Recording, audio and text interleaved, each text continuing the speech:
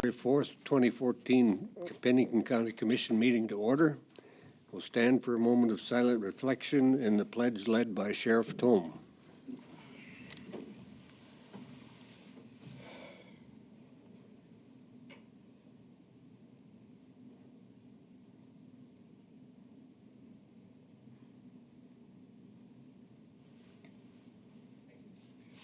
Allegiance to the flag of the United States of America and to the republic for which it stands, one nation, under God, indivisible, with liberty and justice for all.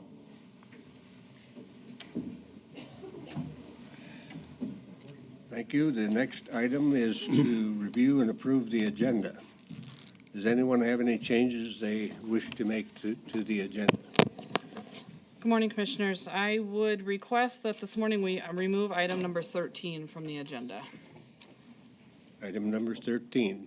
Any other requests? If not, do we have a motion? Make a motion to approve the agenda with the item 13 removed. Is there a second? Second. Motion and a second to approve the agenda with item 13 removed. Any further remarks? Hearing none, those in favor of the motion say aye. Aye. Opposed? Motion carried. Next item is the consent agenda. Holly? Good morning, Commissioners. Holly Hennies, Commission Office Manager. For public notice, the Board of Commissioners uses a consent agenda to act on non-controversial and routine items quickly. The consent agenda is acted upon by one motion and vote of the board. Items may be removed from the consent agenda and placed on the regular agenda at the request of a board member or a citizen. Today, the consent agenda contains the following items. Approval of the minutes from the special meeting on January 14th, 2014. Approval of the regular meeting minutes from January 21st, 2014. Approval of the vouchers in the amount of $265,173.30.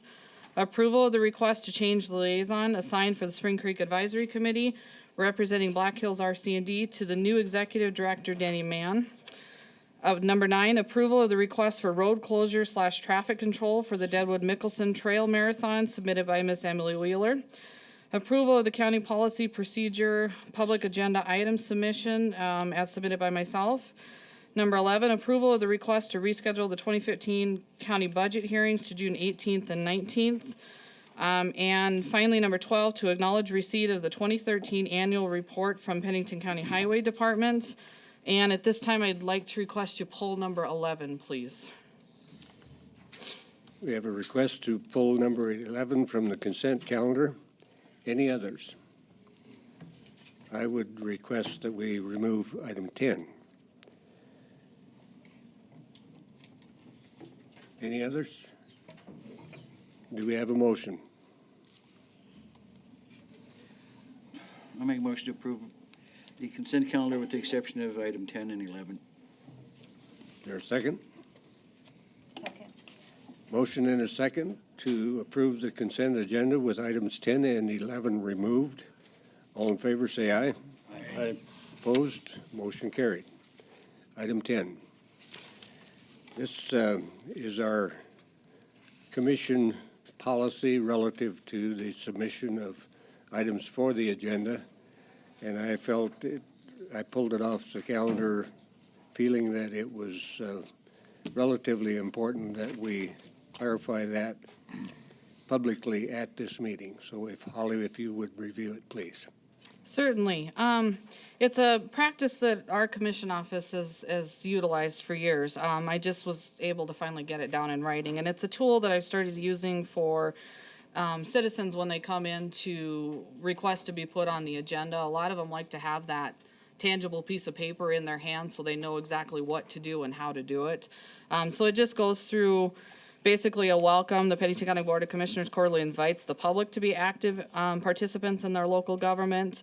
It tells them how they have to submit an agenda item, what type of information is to be included, when it's due, and then how they're notified of which commission meeting it gets put on, and then a little section on what they do on commission day. So just moving forward with formalizing some of our policies and procedures, and this is one that has helped me and is pretty important. How is this policy available to the public? I will be, once approved, I will be placing it on our new website. It's been amazing. It has a lot of more information on it than has in the past. And like I say, I use it a lot with planning and zoning items when people come down and want a request for a waiver of some sort. I utilize it for them as well. Thank you. Any comments from the commission? If not, do we have a motion? Mr. Chair, I move to approve the proposed policy procedure for agenda item submissions from the public to the county commission for hearing. Second. Motion and a second to approve item 10. Any further discussion? Hearing none, those in favor of the motion say aye. Aye. Opposed? Motion carried. Item 11. Item 11 was a request to reschedule the 2015 county budget hearings from June 10th to a week later on June 18th and June 19th. Commissioner Holloway contacted me and is out of town that week for his other commitment for pardons and parole hearings. Yesterday morning, Commissioner Troutman contacted me, and she has the Forest Resource Advisory Committee meeting on Wednesday afternoon. So I would request that we schedule another date that Friday. And we'll do Wednesday morning, Thursday all day, Friday morning, if that works for the rest of you. What are those dates then? 18, 19, and 20, June. Any concerns by the commission? If not, do we have a motion?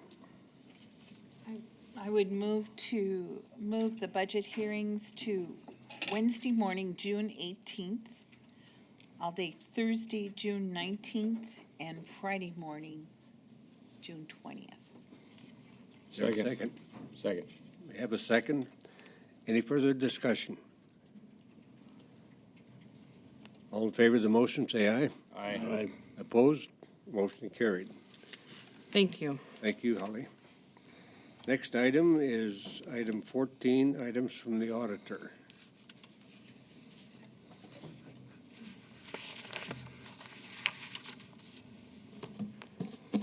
I believe Auditor Pearson is in Pier testifying, so, what's that?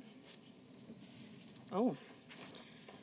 We recently took a property on tax deed, and I apologize, let me see if I have it.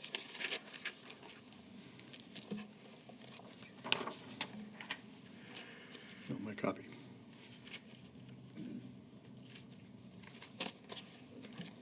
We have a request from a citizen, Mr. Daniel Gaskill, to surplus and sell a piece of tax deed property before the next annual tax deed sale.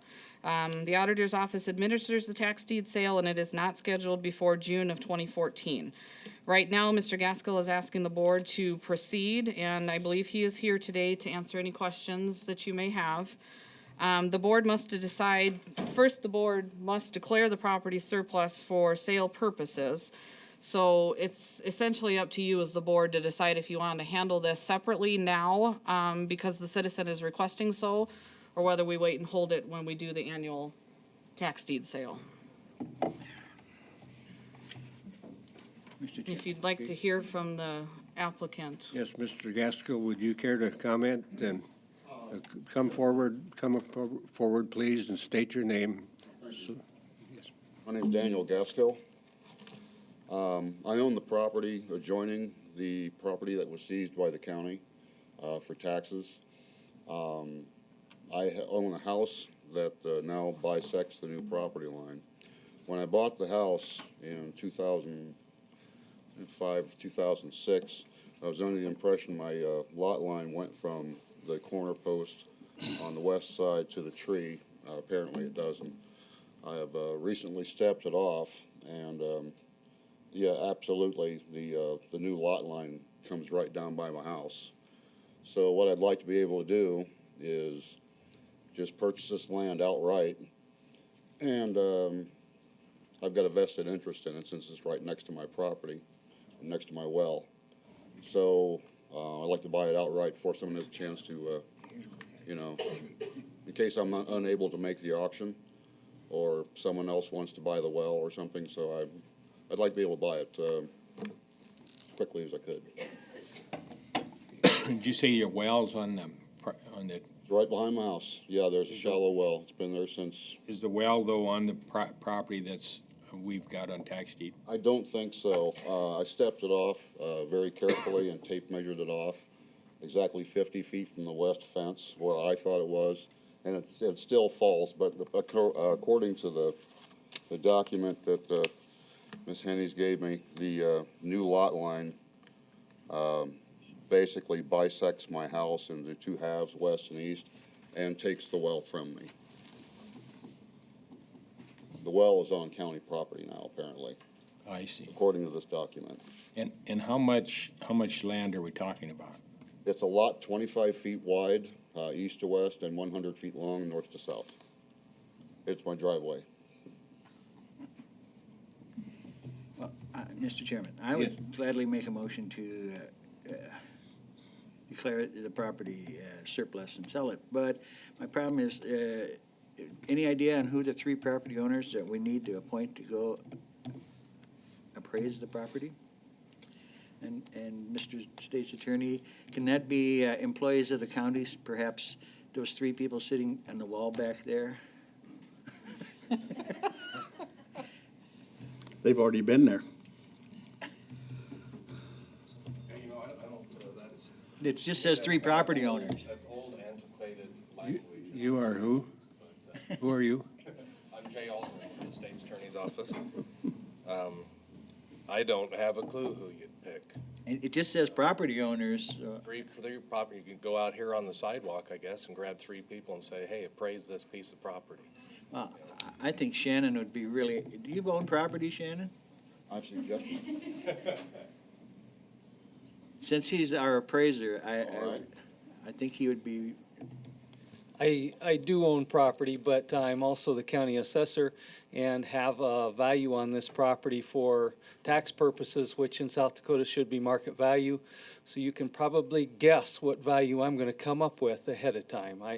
I would have a difficult time arguing that this property would be worth what I insist it's worth for property assessment purposes. I think you'd be better going and finding somebody else. but I would assume that anybody that we would get would still come to you and say, what do you have to value of this property? It's a good place to start, isn't it? Yep, and I would be happy to provide sales information and all of that to anybody as well. Do you have sales information in Quinn? Yes. How many sales? Oh, I was just looking this morning. Mr. Gaskell bought his property, which is two lots, 05 and 06. Yes. Since 05 and 06, there's been 5 or 6 sales very similar to this. In the last couple of years, there's been a couple more sales of lots, different shapes. So So there's something. what do you have this lot valued at? It's currently assessed for 2013 at $800. We have a tentative because we're not ready for the 2014 assessment yet, but at about $900.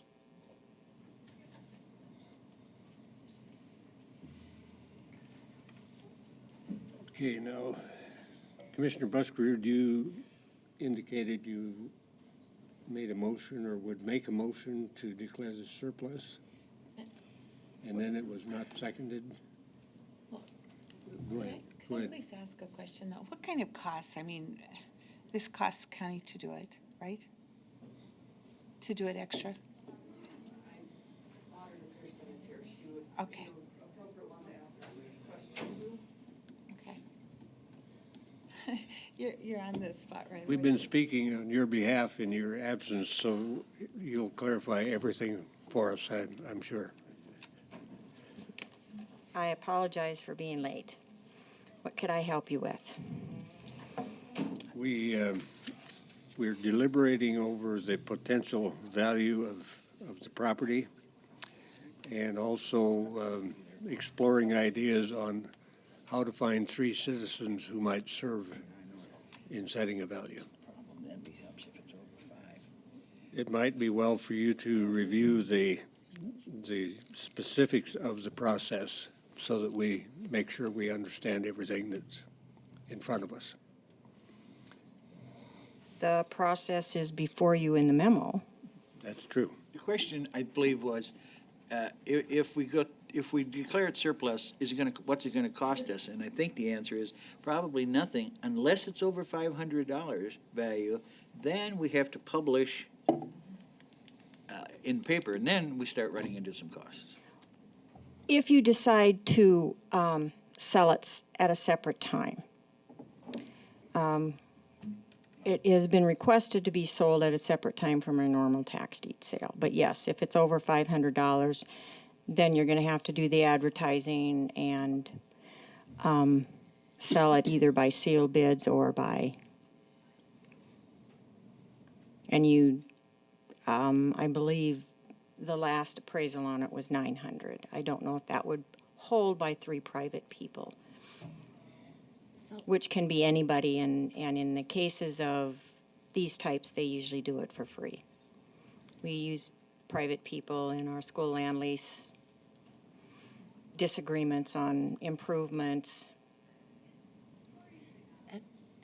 Mr. Chair, and how long a time period, if we have to advertise and so on, will this take? Couple months? No, you would have to advertise it. I think it's the normal, just like any other legal notice. You have to advertise it for 2 weeks and have to have it between 7 and 10 days before that. So I think you could do it in less than a month. If we got the appraisal done right away? From the from that time that you decide if you want to sell it at a separate time. We wouldn't hire an auctioneer on one piece of property. We'd just, I'd just say, who wants to bid what? So when we get the appraisal and we take sealed bids on it, does the statute require that the bids have to come in at a certain percentage of what the appraisal is?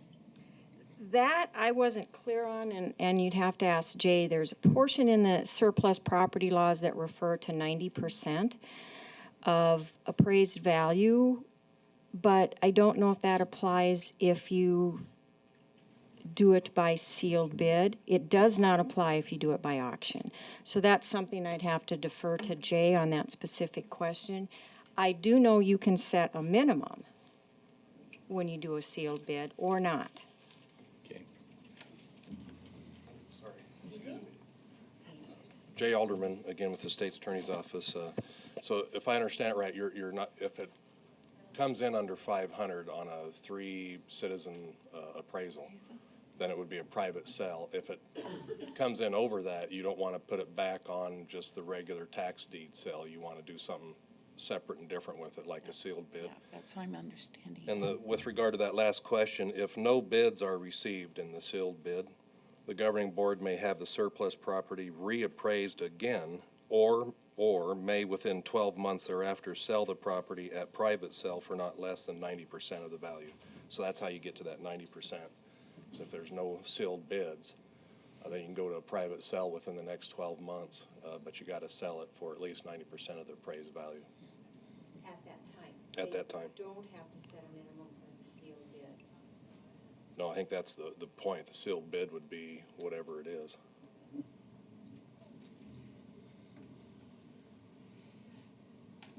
So if we got a sealed bid for $1, we'd have to take it?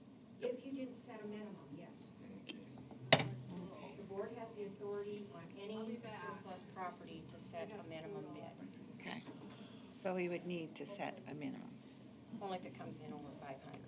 I would suggest you find 3 people that have some knowledge of property in this area and its value, and have them submit a bid, and once we or an appraisal, and once we receive that, then we can give you specific instructions on what you want to do. It'll cost us nothing at that point. Mr. Chair. Yes. Julie, before you came in, Ron mentioned that maybe the 3 people sitting in the back row next to the windows could do that. Well, one of them since moved up front, but as the auditor, what's your thoughts about that? The law just says 3 people of that own property within the county. So these three people have already been on the property, they know what it's worth today, to them anyway. I don't know.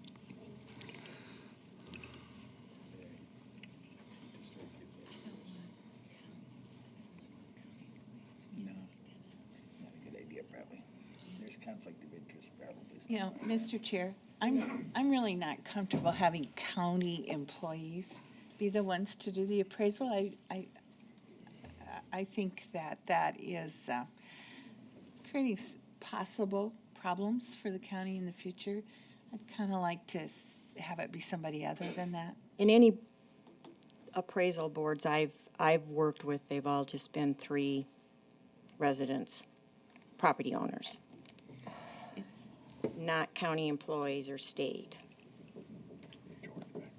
In terms of a timeline, if we choose to appoint 3 people, is there a timeline between the time we appoint them and the time they need to deliver an appraisal? I would think that would be up to the board, that you could set a time frame. There isn't any reason for them to dilly-dally, because you want to deal with this property on a quick basis. Either way, if that's your drive, is to get this piece of property sold as requested of a taxpayer, then I would think they could do it in a week, especially if you selected people from that area are going to know better the value of the property than people from the hills. Well, Mr. Gaskell, we definitely want to move forward on this and make it possible for you to solve your problem. And I think maybe we can find 3 people down there that can help you. And maybe you have some suggestions. Tom Shaw is my neighbor. Who's that? Tom Shaw, Okay. he lives in Wall. Somebody else who may be there would be John Fortune, lives across the street. Okay. And Les Denke lives just south of me. I don't have phone numbers for these guys or anything. We have a detective on our staff by the name of Holly. And That's a darn good one. My main problem here is apparently the county owns half of my house that I am living in. Are we charging you rent? Well, it depends on any improvements that you plan on making. I'm going to make a motion to declare Lot 14, Block 5, Original Town of Quinn, ID number 60112, surplus property. Second. motion and a second to declare it surplus. Any further discussion? I just got a question, and I don't know if, we don't have our planning and zoning guy here, I guess, but I wonder if he buys this other lot, is he gonna have to replat that, since he's got a house on 2 lots? I don't I don't think so. Dan, can you have 2 separate lots and have the house built on both lots, or do you have to replat it to make it 1 lot?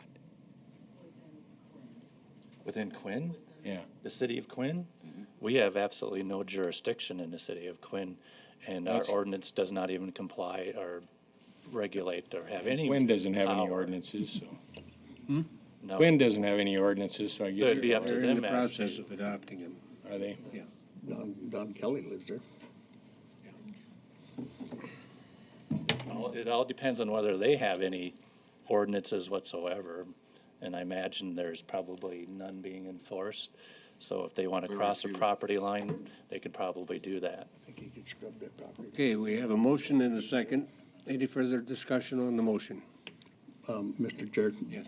Dan, and then, I know you said you have no jurisdiction out there at all, but you could probably maybe give us a hint, but if I remember right, I think he can scrub that lot line out of the middle of those 2 and join them without really much difficulty.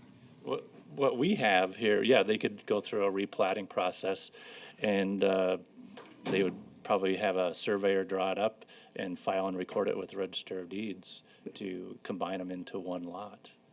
And would he really have to have a surveyor? Do you think just scrubbing that lot line? That would be a question probably for Register of I Deeds. think I've seen that done before, that there really isn't any problem with it. Thank you.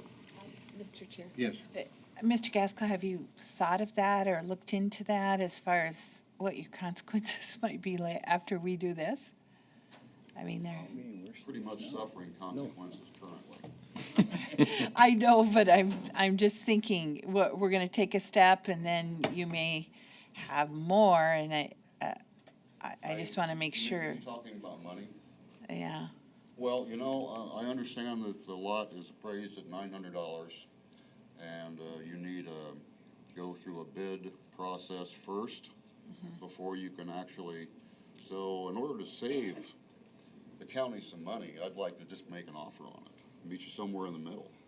I mean, if you're gonna have to go through all the process of advertising and more meetings and taking up county time, which we're doing, it's a room full of people who are waiting for me. Yeah. I'll give you $500. But But we can't do it that Can't do way. that by state statutes. By statute, By law. you got Okay, it. all right. So, then afterwards, my understanding is 90% of $900 would be $810 plus tax. It depends upon what the value of the property is appraised at before we do it. If it's less than $500, I see. then they can do a private sale and the board can negotiate that. If it's over $500, then we have to either do it by sealed bid or an auction. Okay, well, then how do we proceed? They are declaring it surplus, they're gonna It's a good list, I assume they have to appoint an appraisal board. I don't know if you're going to do that today or if you're going to do that next meeting. And then we'll get that done in very quick order, and we'll keep you informed either through Holly or my office. Okay, I appreciate that one and all, I really do. I have one further question. When I go home today, is anybody from the county gonna come out and throw me out? No. No. Thanks, appreciate that. 'Cause that's, I mean, the only place other I have to go is my car. Or Mexico. I don't know if it's warmer there. It is. All right, well, thanks one and all. I won't take up any more of your time. I appreciate that. I'll be looking forward to hear from you. I'll be by mail, by phone. Probably both. One of those two. All right, very You good. have his phone number, do you not? Yeah. I appreciate everybody's help, one and all. This is great. I feel a little bit better about this. I'll keep the money set aside to buy the property when it comes about. I really appreciate this. You guys, have a great day. Thank you. Okay, we have a motion and a second. Anything further? If not, those in favor of the motion say aye. Aye. Opposed, motion Right carried. now on leave yet. I got another motion. Oh, okay. I make a motion to have the commissioner in that district find 3 landowners that would be willing to appraise the property. Second. If I do find them, what process do I have to go through to make it official? Anoint him. We don't have to have another meeting or anything like that? Nope. I'll find them. We have a motion and a second. Any further comments? All in favor? Aye. Aye. Opposed? Motion carried.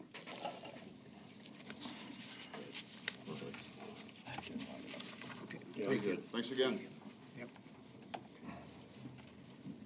Okay, item 15, items from the sheriff. Yeah, there's some, but if you look over Jay's. Morning, Kevin Tone, Pennington County Sheriff. The first item is a joint powers agreement. Formerly, we referred to this as a compact, the JSC Juvenile Services Center Compact.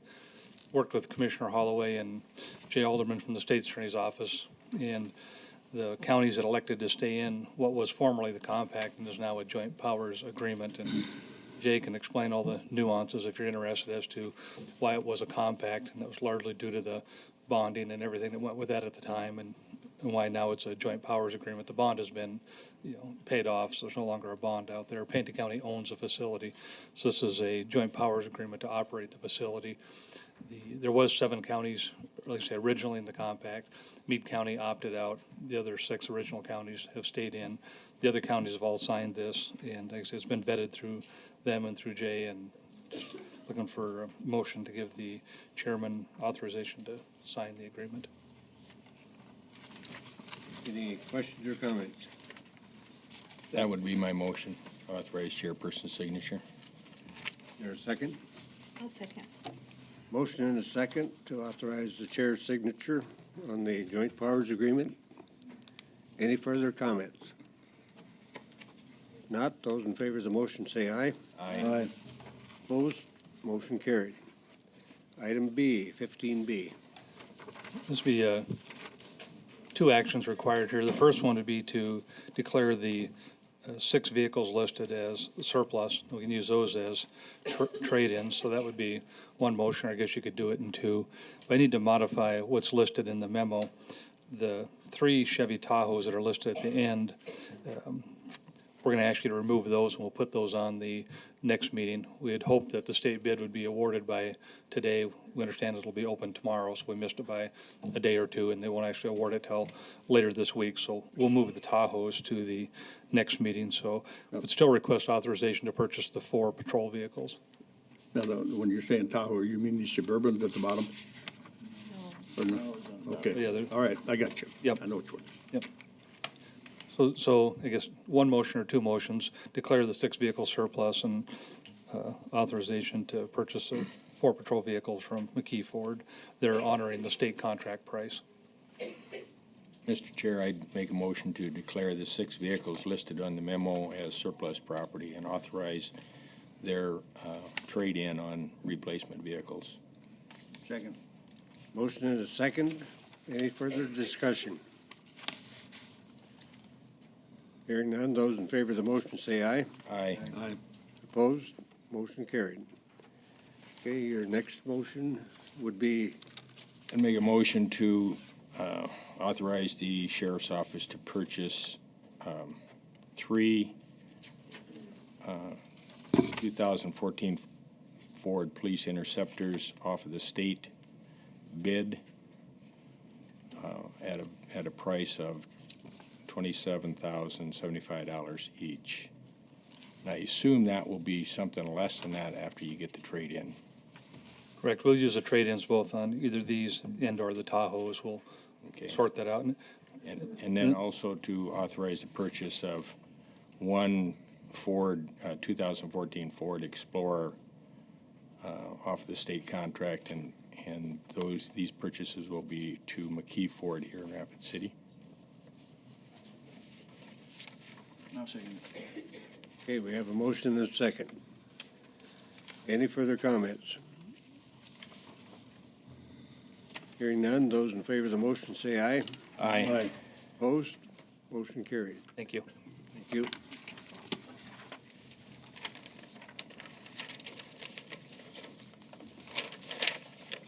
Next item is from Buildings and Grounds, item 16A. Mike? Good morning, Mike Cool, Buildings and Grounds. As you're aware, we're having ARC International develop some procurement documents for purchasing furniture for the new administration building. They are nearly complete with some pre-qualification documents. We intend to pre-qualify vendors based on some criteria that make sure that they can fulfill our needs completely and relative to this furniture. The criteria that we're evaluating is product quality, aesthetics, and availability to meet our schedule, experience with projects of this type and scale, ability to perform installation within the outlined schedule, and the ability to coordinate the owner and consultant with the owner and consultant for use of existing furniture, and post-occupancy support. This is a little bit of a new way for us to proceed with the project. We have, I have talked through with Jay Alderman in the State's Attorney's Office to verify that it is allowed by state law. And I am seeking commission authorization to advertise for this pre-qualification phase, but which will lead into a bidding phase when we limit the number of vendors based on this pre-qualification phase. Yes. Mike, will that all happen with one advertisement, or are you gonna do two advertisements? What? I just see it as one advertisement because once we have, go through the pre-qualification, whatever number we have that make the pre-qualification criteria, 3 or 4 vendors, they will be notified. Okay, so just so I get it clear in my head, the advertisement will go out then and say, submit your pre-qualification document to us on this date, and then if you're approved off of that, then our bid documents have to be in by a certain date. That's all going to be in one advertisement. Yes. And- Well, it won't be all included necessarily in the advertisement, but as part of the procurement documents, it will outline how the process will work. And who's going to pre-qualify them? ARC International will be doing evaluating the proposals that are submitted and then making a recommendation to the building committee for review. And based on that, then I guess we would authorize them to move forward with it if there's no concerns. Okay, the the county commission doesn't have to approve the pre-authorization? As long as, I'm just seeking authorization to move forward with this process. I'm just trying to understand the process, I guess. Sure. I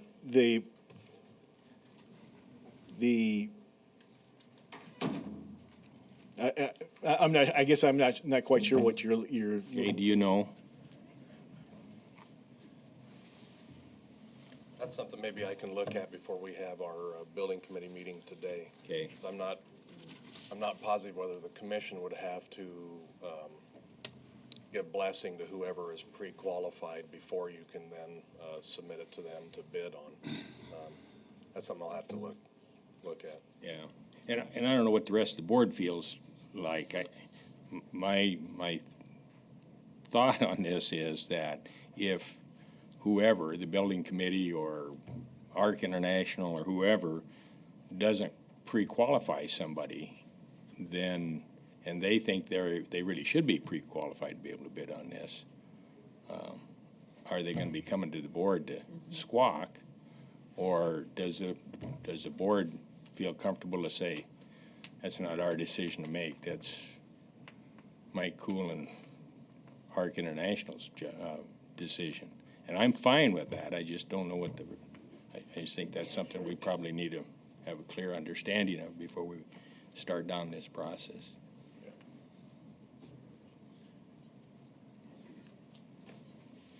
So do we want that clarified before? Well, I guess I'm fine with whatever you guys decide on the pre-qualification, who makes that decision. And so I would make the motion to authorize the advertising for the pre-qualification and bids for the administration building furniture procurement package. And then I guess we get a second on that, we can find out what the rest of the board wants to do. Do we have a second? I'll do a second. Okay, we have a second. Any further discussion on the motion? If I can, I think that would work to do the motion as you have, because that at least gets the process started. Yep. And then we can answer that further question, whether or not that has to come back in front of the board, or if the building committee / Mr. Cool can Make that do decision. the pre-qualification on their own. Is the rest, if legally the pre-qualification can be approved outside of the county commission, is the rest of the board okay with that? I am. Because I'm assuming it's going to be at least, we won't meet again for 2 weeks, the county board, and it's going to be at least 2 weeks before you'd ever get any qualifying documentation back to your office Yeah, it'll be, anyway, so. yeah, it'll be at least 3 weeks, so. Yeah.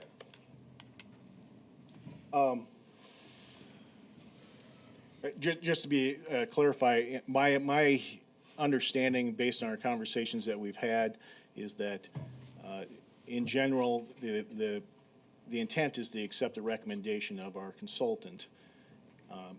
But they are going to come back to the building committee and report, and it would only be if there was some concern in that regard that anything would have to be altered in that regard.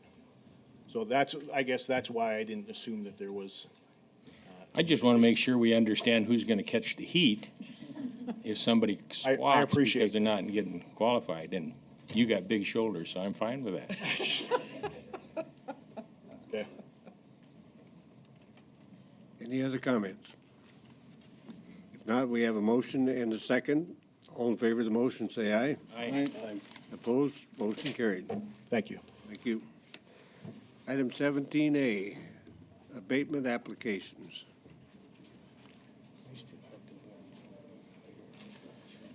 Morning, Commissioners. Shannon Rittberger, Director of Equalization.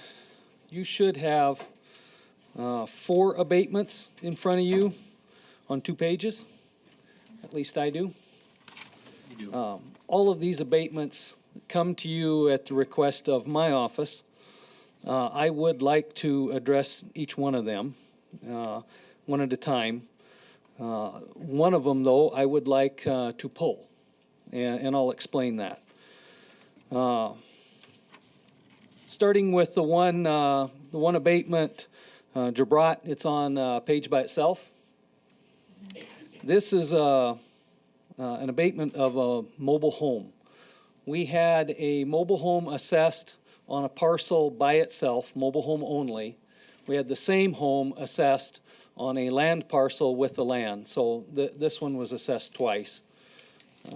And this abatement will delete the parcel of the mobile home by itself. So I suggest you do that. Going to the second page where you have the 3 abatements. At the top, the abatement is for Drew Purdy. And this one I have an explanation for, and there was a letter or a memo attached to this. This is a home that is used for handicap living, and it's managed by Black Hills Workshop. The property was sold to Lighthouse Partnership, which is a nonprofit corporation, and I think would qualify for tax exempt status. But it was sold in July of 2012. The deed was not recorded. An application was made timely for exemption before November 1st of that year, but the ownership was still in Drew Purdy's name. We come around to the first part of the year heading for Board of Equalization, where the county commissioners approve or deny exemptions, and the deed wasn't recorded. I assumed that it hadn't sold to the Lighthouse Partnership, but it had. There was a deed, it was done, it just hadn't been recorded. It was recorded in January. It was my mistake that an application did not go before the county commissioners for approval or denial. Whether the deed was recorded or not, there was an application, and I should have brought it to you. But I had this on my desk waiting for that deed to be recorded. I had several conversations with Mr. Purdy about this property, and he said that they were going to get it sold, and I was waiting for that to happen. And I left it out of what went to you. If you would have got that application for exemption, my recommendation would have been to make it exempt from property taxes. I think it meets all of the criteria for that. Mr. Chair? Yes. Who's Lighthouse Partnerships? It was just an entity created to own this home. Well, somebody's got to be on the board, or somebody's got to be, who is it? Yep. And I have documents.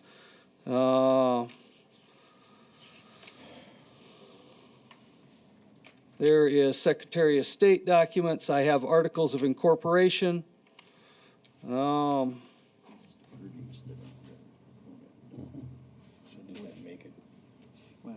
I read through this at the time. looks to me, I mean, in your memo, it says Mr. and Mrs. Purdy purchased this residential property for their handicapped daughter to live with other handicapped individuals.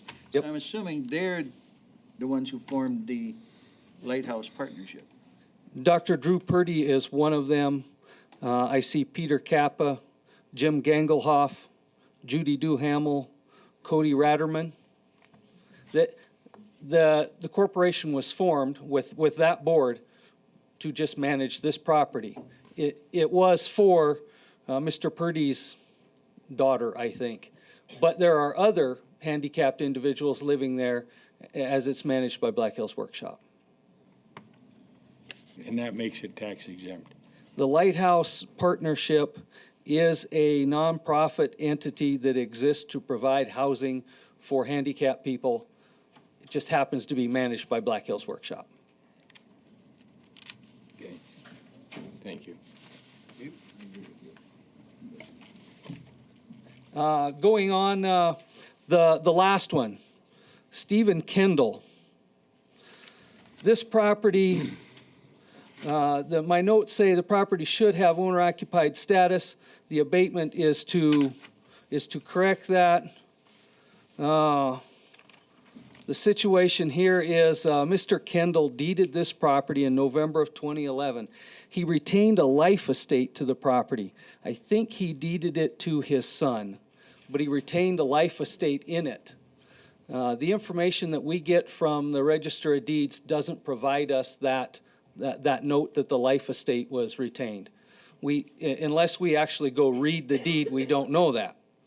So I think he has an ownership interest in it, that life estate, but to us it looked like a sale of a property, and we didn't get an owner-occupied application, so we dropped the owner-occupied status on it, not knowing that he had retained a life estate and continues to live in the property. Those are the three that I recommend approval on. The middle one on that page, Curtis Rising. This is a mobile home that moved to North Dakota. It was not in Pennington County during the assessment year.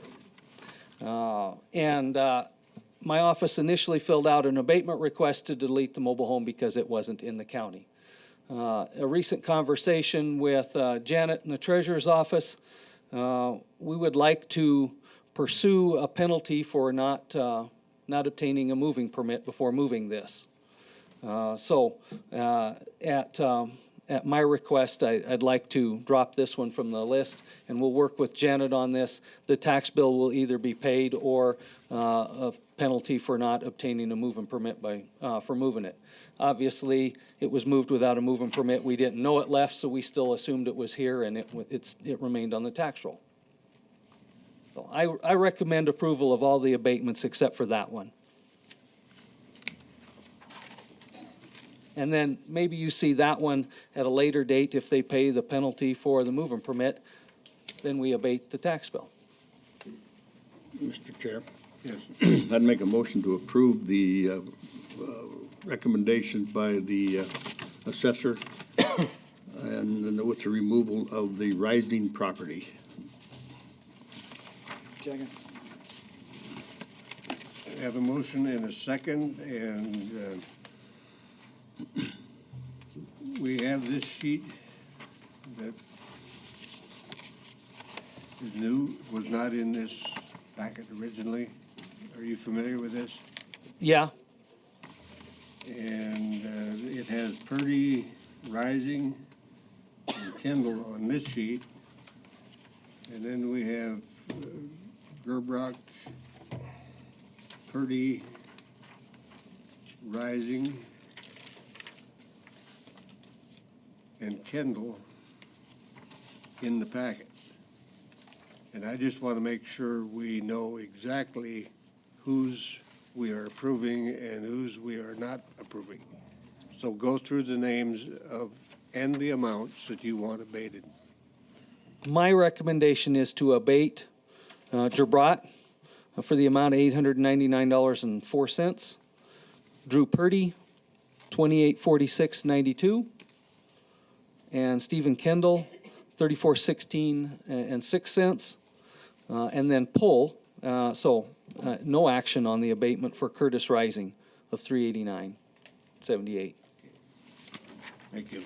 Are we clear? And the motion is intended to do that, correct? Correct. All in favor of the motion, say aye. Aye. Opposed? Motion carried. Thank you. Mr. Holloway, would you like a copy of these corporate papers for Lighthouse Partnership? No, thank you. Thank you. Okay, item 18, weed and pests. Good morning, Scott Guffey, Pennington County Weed and Pest. Before you, I got a kind of a budget update on where we're at on the pine beetle fight for this fall and winter so far. On the upper left-hand side there shows that we've paid out a total of little over $308,000. $282,441 was paid out up till December 31st, 2013. Then on the right-hand side, funding amount, this is all state dollars and then Nyman Timber donation. So you take the less of the pine beetle expenses, we got about $143,000 that was sitting in 2013. This kind of sets us the table for the next agenda item on this surplus. So we got about $93,196 of our grant funds remaining. That was a $670,000 grant. We've been receiving it in installments, and we've gotten the first 2 installments, so we got 268 remaining. So once we spend down that 93, we can ask for the 3rd and final installment. The reason why I'm going to ask for the supplement on the next agenda item is so we can better track where we're at on those state dollars. When I request the dollars from the state, I got to send them reports, justifying that we've been using this money on pine beetle expenses. So to make it clean and easy to track, I guess I would like a supplement done. And then once we get that $268,000, I'll have to do another supplement too on that final installment. The bottom 2, I guess, graphs show, or numbers show what we've surveyed so far and then what's been cut so far. Right now, we've done with our 300-foot buffers adjacent to the private lands that have signed up in the state program. We're finishing up our pre-timber sale areas. Right now, we're in that Storm Mountain, or the Storm Timber Sale unit, which is Three Forks all the way down to Stratable there. It's a 16,000 acre timber sale unit. And we're actually, got the paperwork yesterday to do some salvage timbering in there to salvage about, hopefully about 2,000 trees and get them to the mill. The rest of it's been cut and chunked that you see here, except for our right-of-way stuff we did last summer. We're just starting on our right-of-ways now. While we got the money, we're going to try to cover all our county right-of-ways to get those cleared up from the green infest and then dead trees that we have out there. So that's kind of a brief update. Guess any questions on that? So if I understand it correctly, then you're still expecting to get how much more in state grants? 268,000. 268? Mm-hmm. And that's in addition to this 119 that we're talking about on the supplement? Yes, yeah. And, this next budget cycle, we're going to spend that down pretty fast because I'll have another month of county seasonal survey expenses, and then I got guys still out there cutting, so I'll get a number of trees reported this week, and that's going to draw that down that much faster. So we'll spend that down by mid-March, if not earlier. So, Kate, maybe KJ can answer this for me.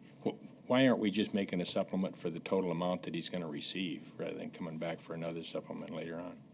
I think that's a good idea. When I visited with Scott, the 169,000 was the remaining state money and then the Neiman money that was not spent by the end of 2013. And there's no spending authority at all in that budget. So we needed to get this in front of the board so they can actually get their bills paid. But now knowing that the timing of spending the 169 is going to be mid-March, and you'll be requesting that money from the state for the 268, we could certainly post the notice for the total amount. I thought perhaps we were, because I know there's this timing thing, and then you kind of stop and pick up at the end of the year, where we might be back at the beginning of 2015 supplementing some of the 268. And we, I suppose, possibly could, but it doesn't sound like it from what you're saying today. No, with the right-of-way stuff we have left, we should spend that down, and then what will carry over, we'll probably spend before December 31. I'm sure we'll zero that out So we can easily. And when we did the 2014 budget, we didn't account for the 169 or the 268. Either one, right. So we could certainly, the motion that would be needed today is just the notice to post the supplement for a hearing on the February 18th meeting. So we could certainly add the 268 to the 169, 558, 75 and post it that way. And then you wouldn't have to come back again. And then ultimately, if in fact for some reason there was money remaining at the end of 2014, that's when you'd have to do it. Also, if you, for some reason you didn't get the 268, they gave you something less than that, then obviously you wouldn't, we wouldn't expect that you would go ahead and spend that money just because we give you the supplement. Yep. And I guess that's why I was hesitant, because I didn't have the money in hand, but yeah, we can. Well, it just saves some process going Yep. through, and if it's what we would do anyway, I think. So I would make the motion to schedule a hearing at 9:15 a.m. on Tuesday, February 18th, to supplement the 2014 General Fund Mountain Pine Beetle budget in the, whatever the total of those two amounts up to from unassigned fund balances And current year revenues. and current year revenue, yeah. Is there a second? Second. Motion and a second. Any further discussion? Hearing none, those in favor of the motion say aye. Aye. Opposed? Motion carried. Thank you. Thank you.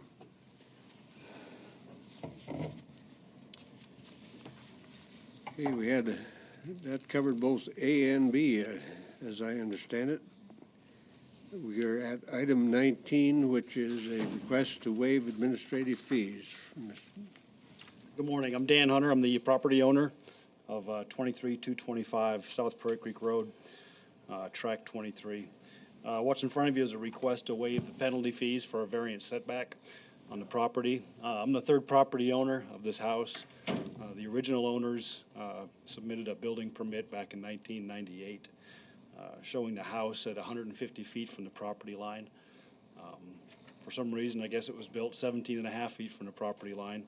And second owners of the house, same thing, they'd submitted a building permit for a garage. The building permit was granted because they'd submitted the original building permit of showing the house 150 feet back.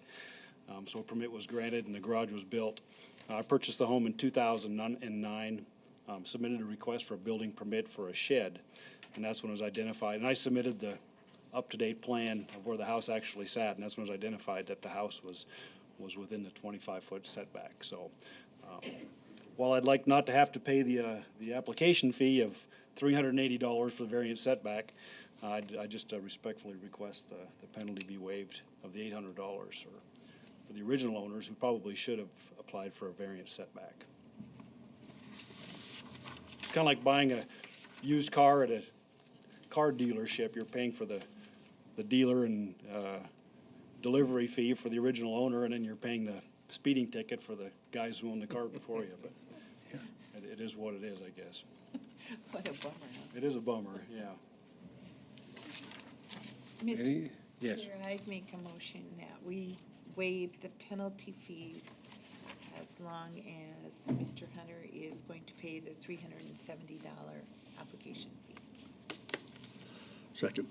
Motion is second. Any further discussion?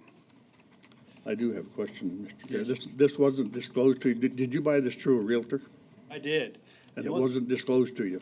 No, sir. The only thing that was disclosed was through the local covenants, there was a 50-foot setback, and the Realtor produced the signatures from all the adjacent property owners that they knew that it was within the 50-foot setback of the local covenants.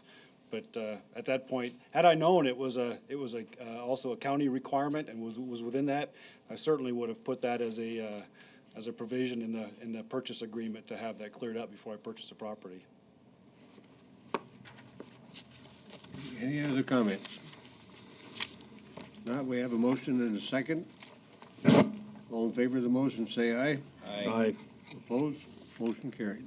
Thank you, sir. Next item is item 20, Board of Adjustment, and we're half an hour early. Holy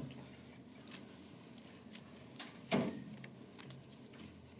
Nap time? Could you go to I would encourage the commission to agree to move forward, jump over the Board of Adjustments and come back. My And, motion, if you need one. okay, we have a motion to move forward to item 21. Any second? Second. Motion and a second. All in favor, say aye. Aye. Opposed, motion carried.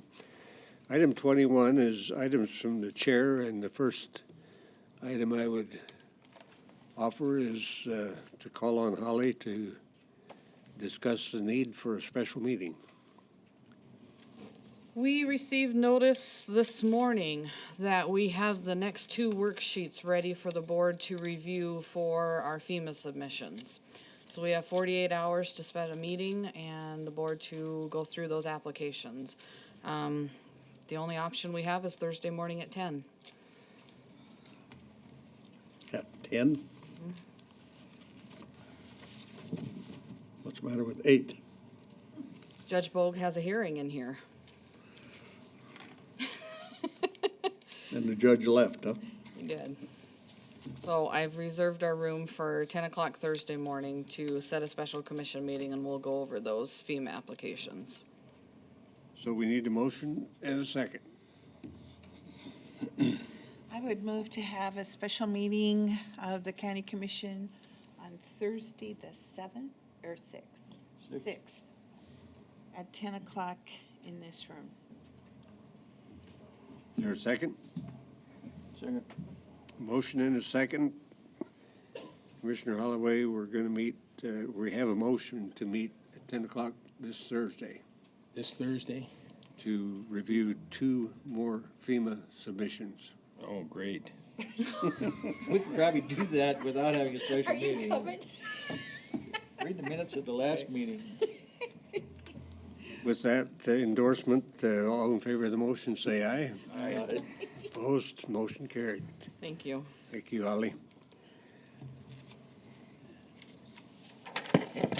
Okay, we're still on item 21, and I'll need a little guidance here. We do not have on the agenda the Hawthorne ditch, but we have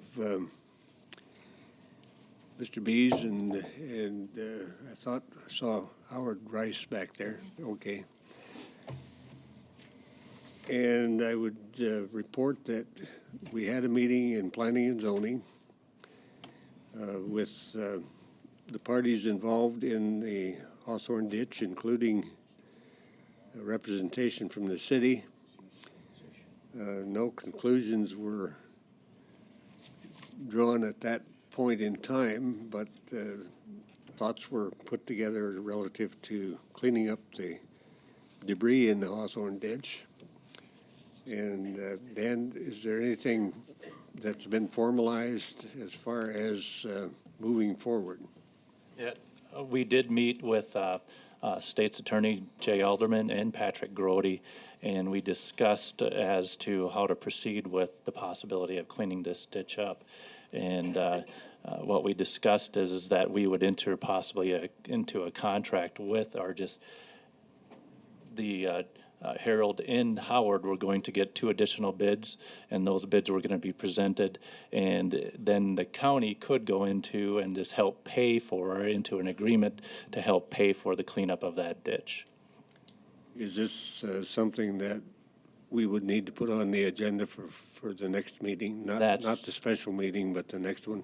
Either that one, or you could maybe even add it on to the one on Thursday. Would you be ready to do that? I think we would be. Harold? Would you be ready on Thursday?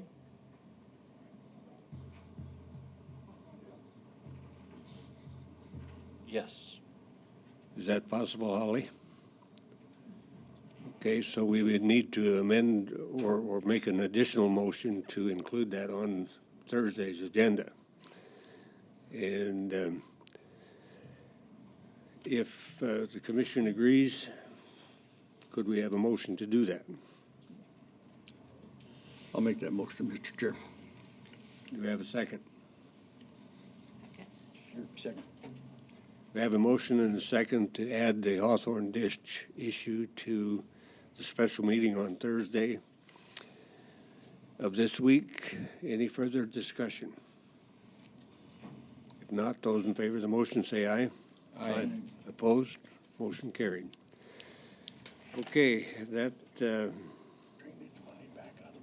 we're still working on the clock, so we'll go to item 22, which is the 2014 legislative session and a review of proposed bills and positions that the commission might wish to take on any of those bills. Who's prepared to kind of lead us through that review? Are you going to do that, Holly? I can certainly do that. In front of you, I printed an updated copy of the bills that were submitted as of 8:15 this morning. I guess I'm just looking for any guidance from the board, if there's any action you wish to take, any bills that anybody's monitoring moving forward, that you'd like me to contact legislators or anything like that. Commissioner Buskerud, you're kind of our point man on this process.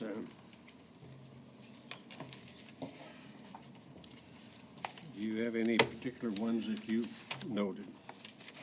Well, I really don't. I guess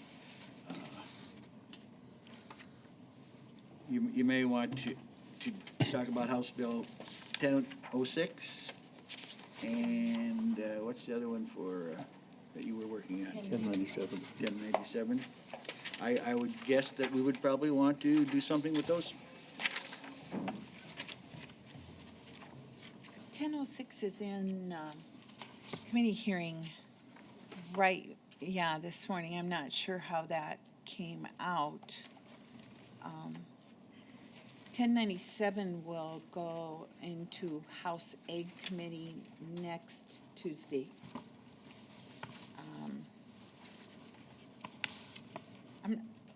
I'm not real clear about 1006. I can't speak to that. Do you? I'm not sure what he was trying to do. I can give you an explanation of both of them. 1006 is actual use. Am I correct? And I don't remember the numbers. I remember what those key words. Yeah, it's based on use. Right now, ag property in South Dakota is based on its productivity value. The basis of that, other than crop prices and productions, are soil ratings. A parcel of land with a high soil rating is assessed higher than a parcel of land with a lower soil rating. The theory being, the better dirt is more productive than the poorer dirt. The soil ratings that we're using now are the same soil ratings that counties in South Dakota have used for many, many years. Those soil ratings haven't changed when we went from market value to this productivity. That's all exactly the same.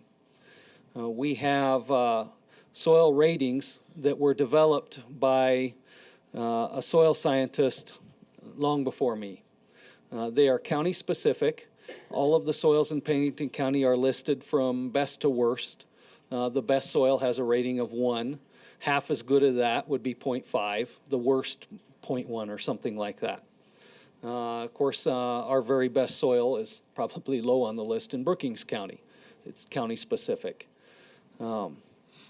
Each soil is identified as either a crop soil or a grass soil with an appropriate rating. There is some complaint from property owners who argue that a piece of ground that they graze that has a crop rating is valued higher than typical grassland. The corresponding argument from Department of Revenue is that the assessment is the highest and best use of the property. That the landowner, just because the landowner chooses not to farm it, doesn't mean that it should be assessed at less. This bill would change that, and the land would be assessed based on its actual use, either crop or grazed. So the assessor's office would have to identify the use of all of the property. The assumption being that the property owner would come to us and tell us that I have this chunk of ground that is grazed and not farmed. Of course, farmland that is, or grassland that is farmed and not grazed, we probably won't hear about that. But that's what it will do. It will go to actual use instead of the theoretical highest and best use. This was discussed by the Ag Task Force that meets every summer and has since we started this productivity. This or a similar bill has been brought to the legislature a couple of times and has failed at some point through the process. But this one came out of that task force this year. We have an expert commentary coming. Not an expert commentary by any means, Mark Vargo. My understanding is it was tabled this morning because the numbers were not put together to determine what it would cost the counties, what it would cost the state. Yeah. And so my understanding is it's already off the table for this year again. Because I did have comments on how confusing it's written, and You weren't alone, apparently. yeah. Well, now, tabled, though, means it can still be brought up. True. I watch this bill along with a couple others.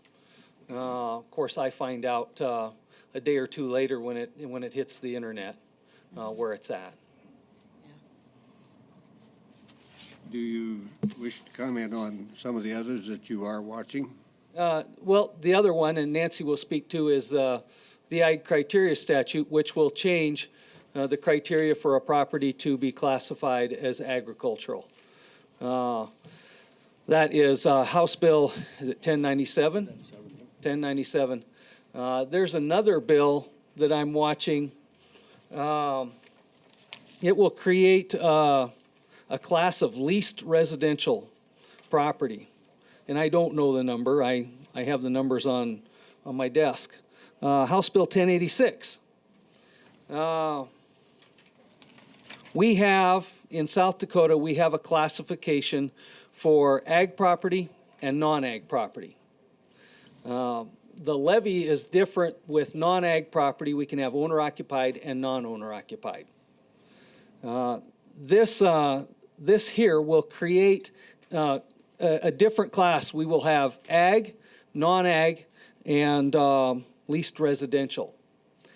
The bill here does nothing other than require the county assessor to create this class of property and identify residential property that is leased, both single-family homes and apartment buildings. It does exclude motels and vacation rentals. Okay, so it's all rental, residential property that's rented. We'll create a classification for this, and then it does nothing else. Now, I'm not in favor of this bill because it creates a special classification for no purpose. Now, I think what will happen is that in another year or two, we will see a special levy for this. And we've seen this before the legislature before, and it's failed in the past. We have ag property, which is assessed much less than market value and has a levy that is less than the other levies. Then we have owner-occupied property, which has a levy that is less than non-owner occupied property. I will bet that if we identify leased residential class in a couple of years, it will have the same levy as owner-occupied property, and it will leave commercial property at the very top, and there will be a tax shift there. Now, professionally, it creates more work for me for no purpose at this point. Personally, I don't like to see the shift in taxes there, but that won't affect my job any. Identifying this property and who qualifies for it would be a headache to me. Mr. Chair. Yes. Shannon, is this the one that Senator Roden brought out 2 or 3 years ago, and then it was killed and then re-resurrected this year after the 1097 came up? You know? I don't know. I don't think so, but I'm not clear on it. I sort of doubt it. Knowing Roden, I don't know why he'd be involved in this, and maybe he is a sponsor of it, but I think it's coming from the eastern side of the state, and at least initially from owners of apartment buildings. And that has been who's been behind it in the past. There are a lot of people that own rental properties that argue that they should receive the owner-occupied levy because it's less than the non-owner-occupied levy, and that they would therefore pass that savings, tax savings, on to the tenants. But the bill here does nothing to that effect. It just creates this class. So we identify who qualifies for leased residential class. So then it would transfer the tax to the rest of the taxpayer. If that happened in a future year. Right now, it doesn't do that now. But the first step would be to identify that class of property. The next step would be then to change the levy on it. Because the schools are going to get their same amount no matter what. It's going to come from the rest of us. Yep. Where's Dolores when you really need her? Those are the bills that I'm watching. And I track those to see where they're going. Those three are the predominant ones because they just affect what I do. Any others that you want to discuss? Treasurer Saylor has some that she would like to speak with you about. Good morning. Morning. Janet Saylor, County Treasurer. House Bill 1069 is to revise the maximum redemption fee for property tax deeds. And it has been $200 for many, many years. And the legislature, first when we went in with the bill, it was $300, and then it was amended on the floor to $500, or in committee to $500. And Pennington County right now, just for tax deed for services, if it's in Pennington County, the sheriff's office, of course, doesn't charge us anything. But anything in any other county or out of state, we have to pay for. And some of those searches get up to $500 to $600 that comes out of the county's general fund, and we can only collect $200 at this point. I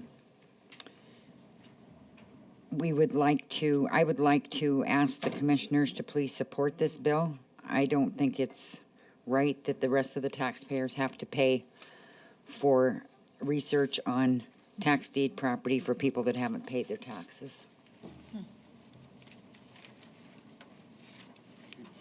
Also, House Bill 1179 could be a big one for us. It's to provide a credit for the return of certain motor vehicle number plates. What the bill is No one from Pennington County, none of our legislators have signed on this bill. People that want to bring in their plates because they're moving to a different state or just because they want a new set of plates are going to be able to turn those plates in, and the county's going to have to refund them.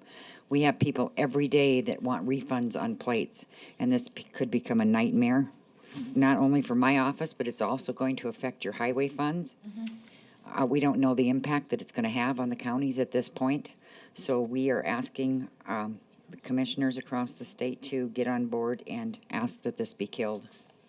Well, Mr. Chair, one of the things that I thought about, Janet, is there's really no time limit. They could come in and say, I want to be reimbursed for 20 days. You know, there's not a time limit on this.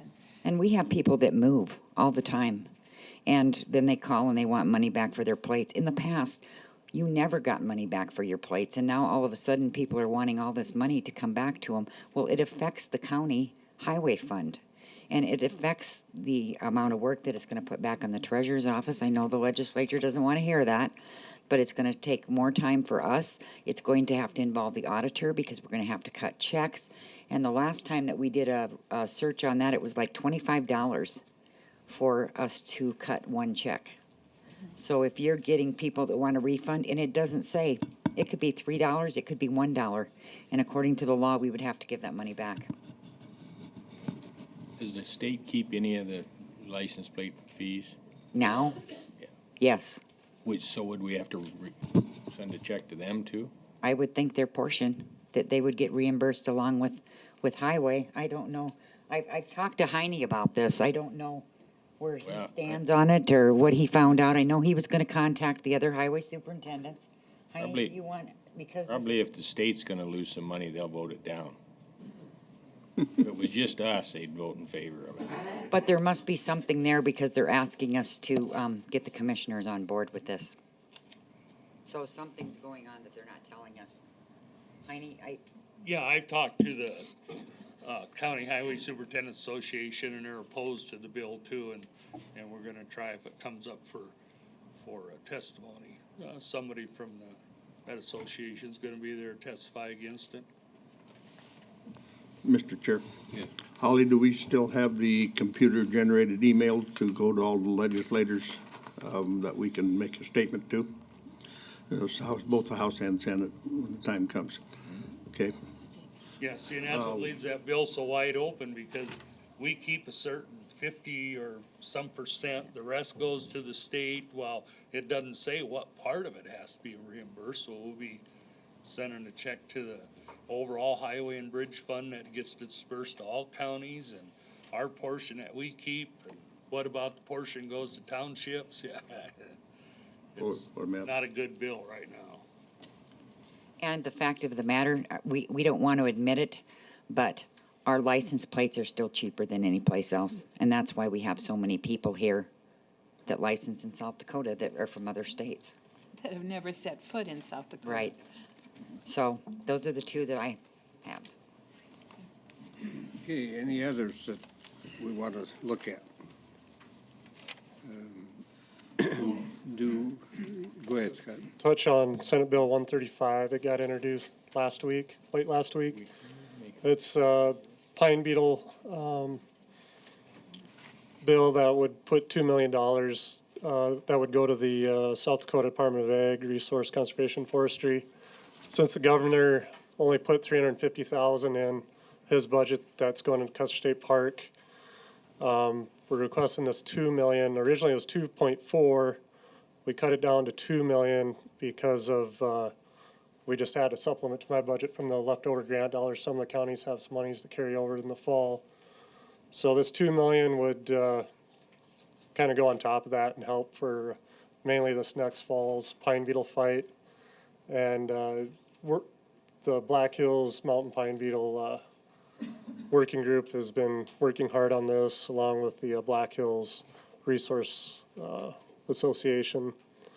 And it would kind of change how things were done this past fall and winter. Instead of the state doing the private stuff and then the counties doing the Forest Service stuff on the Forest Service, we'd be working all together and do more of an all lands approach. So we'd look at portions of the Black Hills that are most at risk that we could do an all lands approach, so we'd go through the private and the Forest Service all at once and take it out at that time, so. It's gonna be a good deal for the Black Hills, the counties, and the state. I would encourage the county to support it. You can see that we got a lot of West River senators and representatives on board. East River is gonna be the swing vote, so hopefully they'll support it too. Okay, thank you. Any others? Do we need a motion to oppose certain bills and support certain bills? Because we haven't really done this before, how are you? That would be appropriate, so that it's on record in the official minutes. Okay, so we need to identify So, the bill numbers for each. so just as a clarification, whatever we vote to support or not support, what do we do after that? It's up to the board if you want me to draft letters or send emails to contact legislators. We can certainly do that to express our position. Okay, then, Mr. Chair, I guess because we've not done this before, I wasn't real clear what we were doing. Sure. So I do want to refer to House Bill 1097. I mentioned that it would be heard in the House Ag Committee meeting next Tuesday morning. And this is the bill that we have been working on here in Pennington County. It is to provide better direction on how to handle small ag properties with acreages between 20 and 160 acres. It's to use a wiser gentleman's way of putting this, we are providing directions, better directions. If we were going to spray weeds, we would want to have good directions so that we made sure we applied the herbicide correctly. And if the directions are not clear and we do it wrong, then we spend more time and more money trying to figure out how to do it right. And we need to provide good directions to the counties and to the landowners to make the existing law 10-6-31.3 more clear and better directed. And then there will be a more uniform way to apply it across the state. So I would ask that we would, as a county, support this in Pierre. Before we make a motion and so on, Senate Bill 135, do we wish to support that one also, the one that Scott referenced? Yes. So we've got Senate Bill 135 and House Bill 1097. Are there any others that we wish to express support for at this time? What was Janet's bill? Yeah, 20. I think Janet wanted bills opposed. Oh, I see. This is support. She did want the Yep.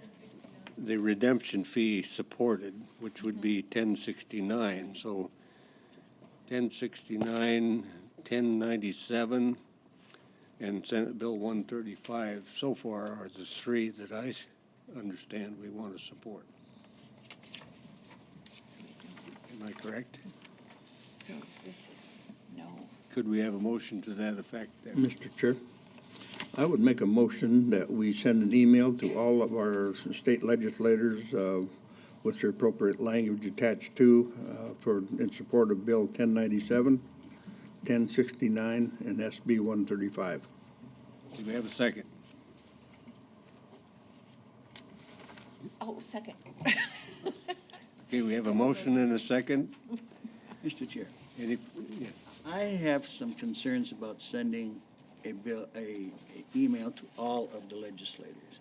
I think you start off with the ones that are the committee members. Because I think in the past, I have heard legislators gripe about sending blanket emails to all of the legislators. So I guess I would rather it would go to the committee members, but You're absolutely right, Mr. Busker and Commissioner That's a good Busker, and I point, would and- amend my motion to say that. And I'll go along with that as second. Okay, the motion and the second both agree to clarify that motion. Any further discussion? Hearing none, those in favor of the motion say aye. Aye. Opposed? Motion carried. Now, do we have some bills that we wish to express opposition to? The one Is that, it 10, 1179, 1179, and now 1006? That was Shannon's.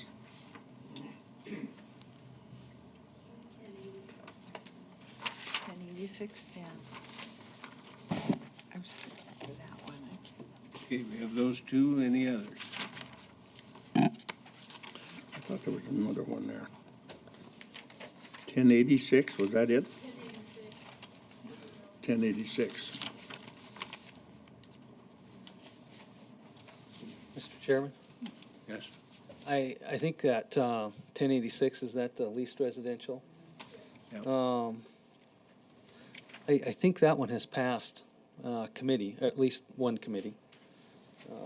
I think Holly can probably Yeah, it track has. where they are and. Yeah, so if you send your email, you will be sending it to it is a House bill?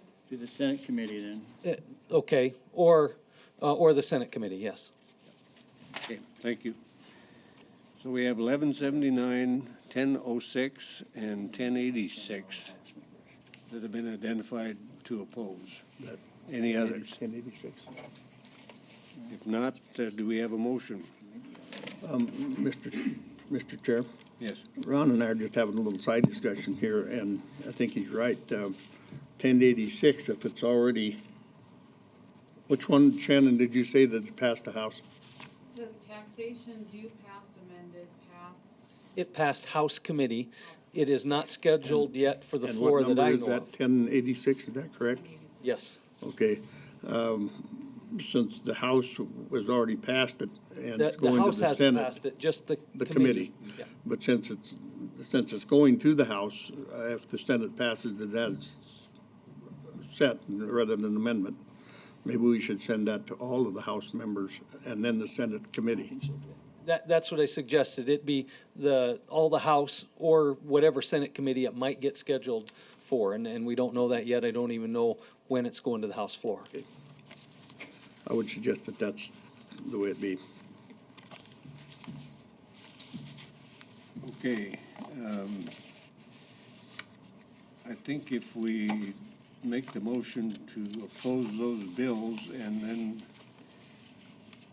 Commissioner Buskerud can coordinate with Holly on when and where to send emails, would that be Yeah, I think, adequate? sure, I can do that. And if we're talking about opposing bills, I would like to add 1177, which is Representative Gosh's bill on Yeah. anti-texting, and he wants to basically not allow counties and cities to have the authority to pass any laws. And I think we need to oppose that bill. Okay. Very good. Any others? Yep. But Ron, he says it's safer to have them hold the texting up in front of their eyes while they're driving. Than down below. Than down below. And there's some truth to that, but I don't think that the statistics bear it out that it's safer to text than not to text. And that one's scheduled for the House Judiciary Committee meeting tomorrow morning at 10. Okay, so let's get a motion and go from there. Mr. Chair? Yes. As discussed, House Bill 1179, 1006, and 1177. We need to oppose those and send a draft to the committee that they're in. And also 1086, send to the Senate committee and all of the House representatives. Do we have a second? Second. Motion and a second. Any further discussion? Hearing none, those in favor of the motion say aye. Aye. Opposed? Motion carried. Okay, we need to go back to Make a motion. Board of Adjustment. Into a Board of Adjustment. Second. Motion and second to convene as a Board of Adjustment. All in favor of the motion, say aye. Aye. Opposed? Motion carried. Good morning, Dan Jennison, Pennington County Planning Director. Item A is a variance request 1318 for Ronald and Cheryl Loftus, Renner and Associates as the agent. This is to reduce the minimum required side yard setback from 8 feet to 0 feet in a suburban residential district. If County Board grants it, we'd recommend that 2 conditions be added as part of the approval. It's located at 3700 Red Rock Canyon Road, approximately 1 mile southwest of Jackson Boulevard, West Highway 44, and it's currently on a 53.12 acre parcel. Property currently consists of a single-family residence, a well, and a gymnasium/shed. A building permit was issued for this gymnasium back in 1996. The site plan showed it that it did meet the 25-foot setback. However, it actually is located 35 feet over the property line onto the adjacent property owner, which is Mr. Hill. He is also here, and he's also part of the application as far as this variance request.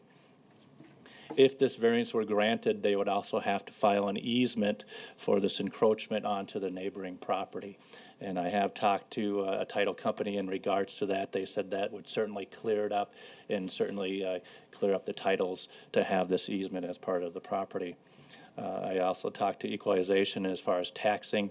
The property would be, the majority of the building is on Mr. Loftus's property, and that's who the property would be taxed, or the building would be taxed solely to Mr. Loftus and not on Raleigh Hills property. He does have another option. The other option would be to replat and reconfigure the lot lines.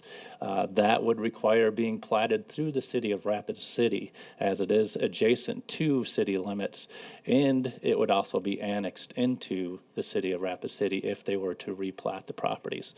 Both property owners have indicated they do not want to be annexed, and so this is really their only avenue other than to remove the structure from the property. So if County Board were to grant this variance request, we'd recommend that 2 conditions be added. One of them being, of course, that they file an easement for the encroachment onto the neighbor's property.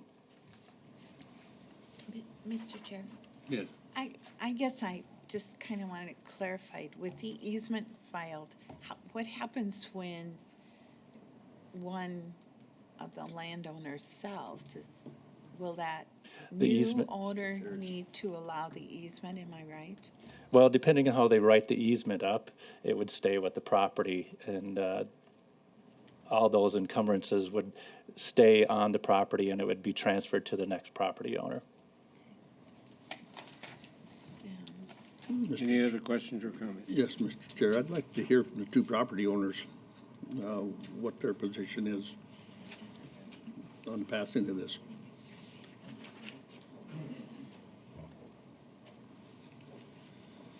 You're the offended party. Okay. Good morning. I'm Raleigh, by the way, and this is Ron.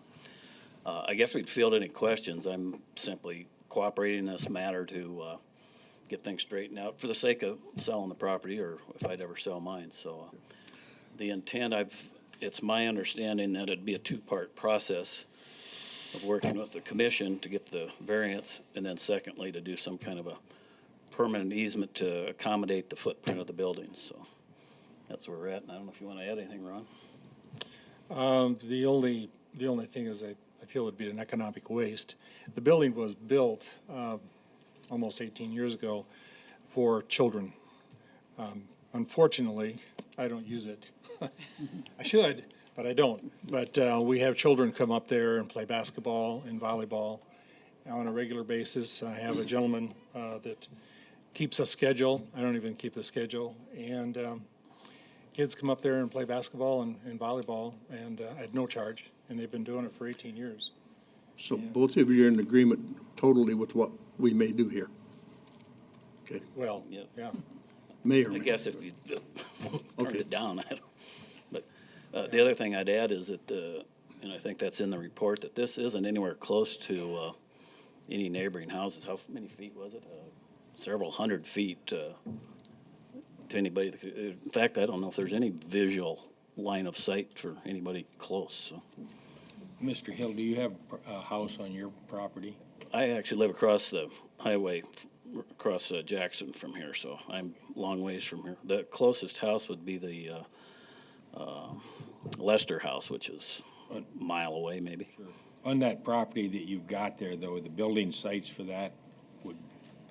The long-range plan of some kind of development up there on some real low-density proposition, so the road going up is not conducive to any kind of public type of road. Mr. Chair? Yes. I'd make a motion to approve variance 13-18 as presented by the Planning Department with 2 conditions. I'll second it. Motion and a second. Any further discussion? Hearing none, those in favor of the motion say aye. Aye. Opposed? Motion carried. Thank you. Thank you, Jim. Make a motion to come out of the Board of Adjustment. Motion and a second to adjourn as a Board of Adjustments. All in favor, say aye. Aye. Opposed? Motion carried. Consent calendar. The Board of Commissioners uses the consent agenda to act upon non-controversial and routine planning and zoning items quickly. The consent agenda is acted upon by one motion and a vote of the board. Items may be removed from the consent agenda and placed on the regular agenda at the request of the board member or a citizen. The consent agenda for planning and zoning contains the following items. This is a second reading of rezoning request 1320, Phyllis Gilbert Trust and Charles Halverson, and Lorraine Smith as the agent, and approval is recommended. Does anyone wish the item removed from the consent agenda? If not, do we have a motion? Mr. Chair, I'd move to approve the consent agenda for planning and zoning as presented. Second. We have a motion and a second. Any further discussion? Hearing none, those in favor of the motion say aye. Aye. Opposed? Motion carried. Regular agenda items. Item C. Item C is a discussion over the comprehensive plan. On January 14th, Clarion Associates in Rapid City presented their draft comprehensive plan to the County Board of Commissioners. And upon that, we met with the Clarion and we discussed that, and we came up with that in order to for them to give us a estimate. We decided we needed to put together a small committee just to clarify as to exactly what we wanted to present to them as to our comprehensive plan and possibly even our zoning ordinance. So we ran that past the Planning Commission. We had 2 volunteers who wanted to be part of that committee. And now I'm asking for is if a county commissioner wants to be part of that discussion group to proceed with moving ahead with a comprehensive plan. If not, So I just have a question here. What could happen here is not only we look at the comprehensive plan, but we would have an outside consultant look at our current zoning ordinances and make recommendations based on national trends, et cetera? Is that what you're saying? yes, exactly. We would present something to Clarion. If we want, we can even present it to other additional consultants, but right now is just to put together a proposal to give to Clarion so they can give us a more accurate estimate as to what they would charge us to do a comprehensive plan, possibly our zoning ordinances, and look at all of our ordinances in the zoning department. So if a county commissioner doesn't want it to, we had pretty much all the planning commissioners who wanted to volunteer to help out also. Do you have any suggested meeting schedule with this committee?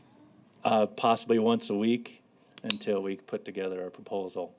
And we meet during the regular work hours to just maybe 1 hour or 2 hours max to try to put together this proposal. So are you going to be the one who kind of gives the initial proposal and then it'll be discussed by this committee, or? No, I was hoping the committee would help put it all together and then we'd go from there. Could not have more than 2 planning commissioners and more than 1 county commissioner. Is there a problem with We're designated to sit on that. attaching your committee meetings to the Planning and Zoning Commission meetings informally? Do your Planning and Zoning Commission and then follow it with a committee meeting? I'm sorry, say that again? You have Planning and Zoning Commission meetings. Right, yes. Is there a problem of tagging on your committee meetings to the Planning Commission meetings so that you're not coming back 2 or 3 times? Oh, no, we put together a whole proposal and then present it to the Planning Commission once we're done. And if the Planning Commission wants, they can review it and make further suggestions, but we're hoping that. No, you're not getting it, I don't think, Dan. What he's trying to say is, on the second Monday, we're gonna have planning and zoning, and everybody will be there. Oh. So this committee that we would put together, could we just do it the same day? Well, certainly. After planning and zoning? And then you Certainly would it have a could. commissioner there. Yes. And if that would work, then it strikes me that you aren't creating a whole separate mechanism. And if you do it that way, because we're not on a timetable specifically, are we? No. What do you think? I think that's a good idea. I also do, but we don't have to bid this, or we sort of seem to be just heading through with Clarion. Yeah, and the reason is because they've already done the comprehensive plan for the city of Rapid City, and a lot of the work would be overlapping. And I did discuss that with our state's attorney, and we could certainly have them as our sole source. Okay, that's what I wanted to hear. Okay, Outside. are we comfortable with moving in that direction?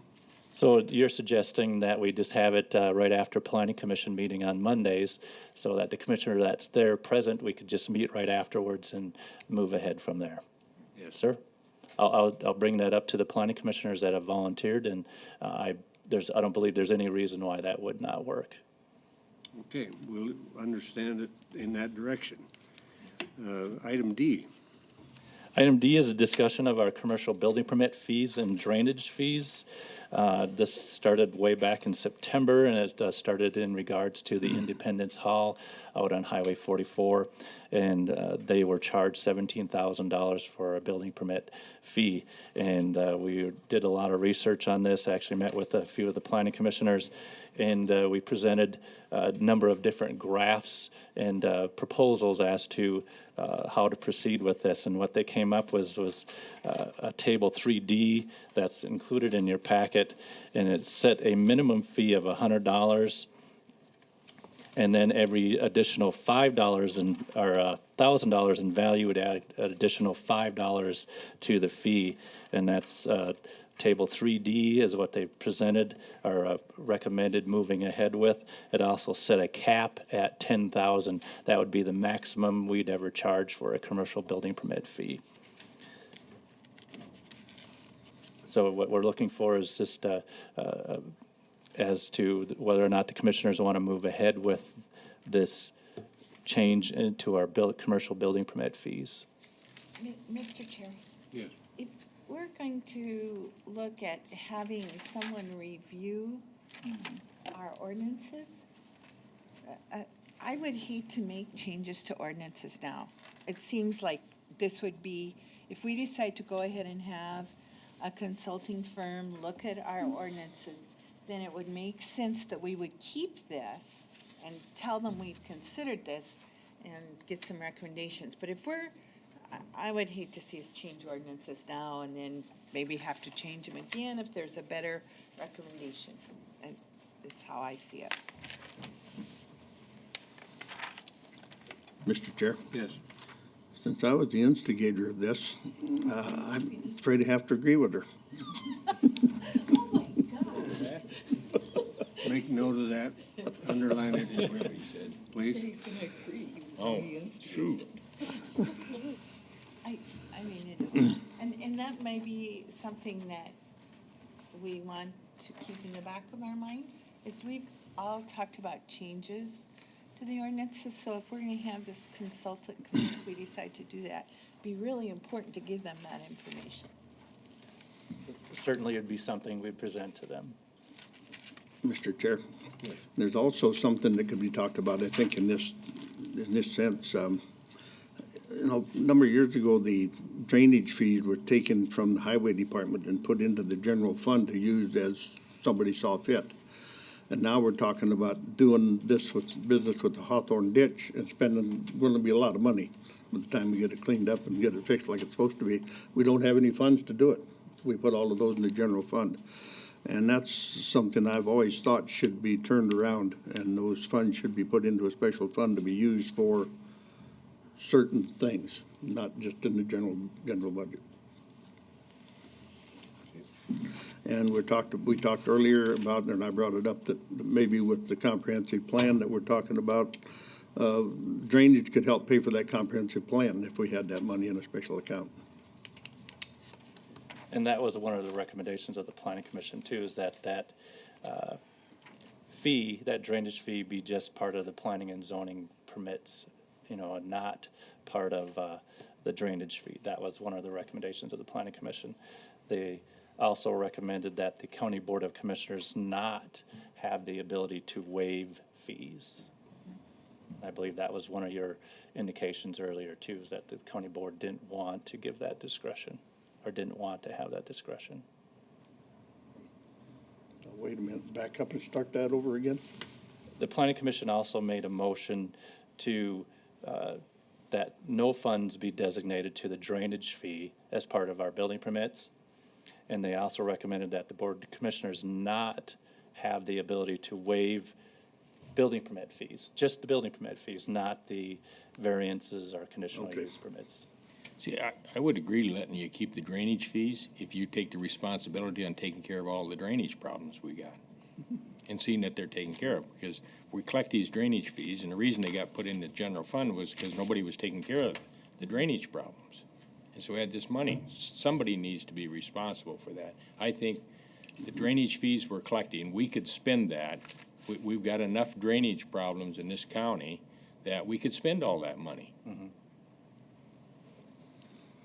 Well, Mr. Chair, it hasn't been very long ago that we put $27,000 or something into the drainage out in the valley, where we put in some new culverts and things in, what was the name of the subdivision out there? Green Valley. Green Valley Country Estates, And, which desperately needed it and has for years.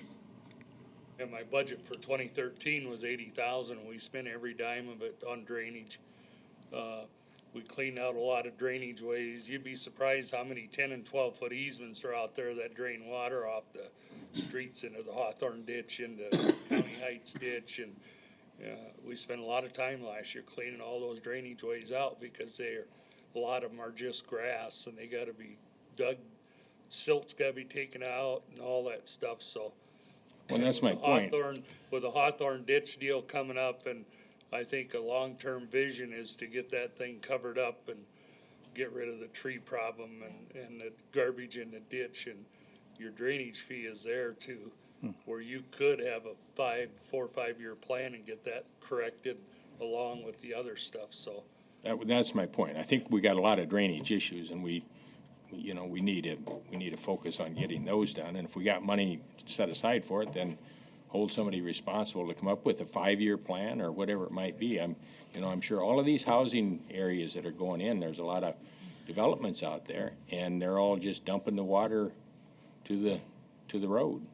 Yep, and every roof that goes up, it adds more stormwater that has to run someplace, so I think you need a drainage fee. We currently collect anywhere from about 75 to 120,000 every year in drainage fees. Like I say, you can have it if you take the responsibility.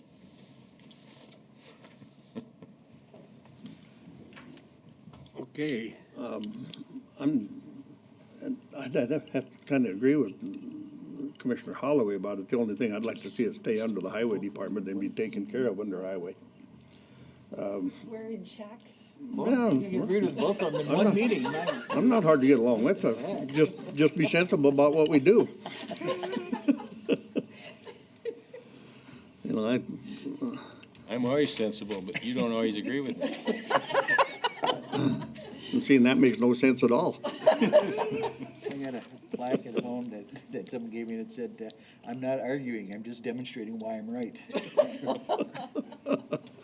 That was gonna be one of my requests in my 2015 budget, was to reestablish a drainage reserve, start putting that any unspent drainage funds back into a reserve so you can do a big project when the need arises. I mean, it doesn't arise every year, but certain years you do need it, so. And hopefully try and ask for the 400-some thousand that went back to general to put back into this reserve so we can move ahead and plan and improve. thank you, Andy. That would certainly also help with this Hawthorne ditch thing that's coming up. Okay, where are we in terms of what you're seeking, Dan? Are we done with item D? Well, item D, you recommended that, just that we hold off until, I don't know, did you make a motion to that? Or just that we hold off until we have our comprehensive plan reviewed? No, that isn't what I said. So, Mr. Chair, I would make a motion that we proceed with a committee that meets on the same day as the Planning and Zoning Commission after that meeting to plan, oh gosh, what is the word I want? To review? You're not gonna review the comprehensive plan, you're going to set up a criteria for Clarion. Yes, To see what the fees would be, right? correct. And I don't think you wanna, I think you need to find out what those fees would be for them. I mean, this is a terrible motion, forgive me. Mr. Chair, I thought we were talking about putting this on as an agenda item to the planning commission, at the last item to the meeting, and let the planning commission handle it. Yeah. Instead of a special committee. Okay. Just as long as we don't, not set up a special committee, but let the planning commission along with one commissioner do it. Karen, do you have your sifter working? I'll try it again. I make a motion that the Pennington County Board of Commissioners appoints the Planning and Zoning Commission as the committee to determine the criteria for getting a bid from Clarion. Clarion to update our comprehensive plan for the county and to possibly review and make recommendations for changes to our zoning ordinance. That's a long way around it, but I'll second it. I'm trying to be really clear on this. Okay, so then that'll take care of the commercial building permit fee. Right. Will it also address the building inspector program? I would rather discuss that separately. Okay, that's fine. Okay, we have a motion and a second. Any further clarification? If not, those in favor of the motion say aye. Aye. Opposed, motion carried. Item E. This is in regards to a building inspection program at the January 27th Planning Commission meeting. It was also discussed about looking into a building inspection program. I did do some research as part of the fee schedule and found out also that Minnehaha County, Meade County, and Lawrence County, where Minnehaha County and Meade County had both had a building inspection and program in place for quite some time. Lawrence County is just recently adopted their building inspection program. And what they inspect for is footings, framing, and then a final inspection. And then they also issue a letter of occupancy or certificate of occupancy. And that's the things. And Lawrence County then has a licensing program too for the contractors. It is $75 per year that's to help pay for the inspection program. And so the Planning Commission made a motion to forward it on to County Board for discussion as to whether or not we would proceed with inspection program in Pennington County. And a number of years ago, it was discussed also because we were doing so many variances that that's one of the things we could also look into is doing an inspection as to making sure they're building it in the right location, especially given the one you just saw today where it was almost 150 feet off as to where they said they were building it. That would be one thing we could look at also. So does those other counties check where they're building it? I mean, Yeah, that is part of the footings inspection. Footings inspection, Yes. to make sure it's setting on the lot where they said it was gonna set. Yeah, of course, they can't inspect all accuracy. They ask that they point out the property lines, but it's not, depending on the surveyor, whether or not it's accurate. But, so they're looking at it to make sure they're at least close to where they said they were building it. Well, wouldn't you require a survey of the lot and have the surveyor put his stakes in so you knew where in the hell it was at? Yeah, that's one thing that we'd certainly want to have as part of that inspection program. But, a lot of times the property corners are way off in other directions, so to actually check exactly where it is. For me, I think we should have an inspection program because the short period of time that I've been on this board, it seems like we're constantly dealing with issues where people have built something and and many times we've issued them the building permit, but it didn't get built the way it was laid out. So I think we should have an inspection program. What I'd be interested from you, and I think we would need that if in fact we would move forward with this, is what's it going to cost us? And because I assume that would be in your office. So what's it going to cost us, and where can we get the money to pay for it? What's your suggestions on that? And whether, I don't know if it's $75 fees yet, or if it's inspection fees. I know the city, every time they send an inspector out, they charge a fee for that. So that's what I would like to see, because I think we need this, and I think we've needed it for a long time. And also, Mr. Chair, I do think you need to compare us to, we need to know what Rapid City is doing. Or if any of the other small towns in our area are doing anything like this, Hill City might be. Now, state law doesn't allow counties to inspect everything. I recognize that, but I'm just wanting to know what their program is, just as a matter of comparison. I'm not saying we do the same thing they do. And that was part of my asking the Minnehaha County and Meade County. Their fees are very similar to ours as they are right now, even though we don't have an inspection program. And they have the inspection program without, other than a licensing fee for the contractors.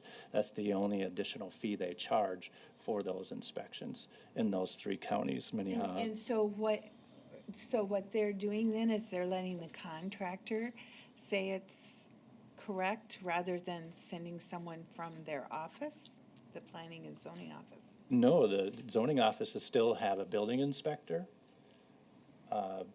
They still. I guess I'm thinking of septic systems and how we handle that.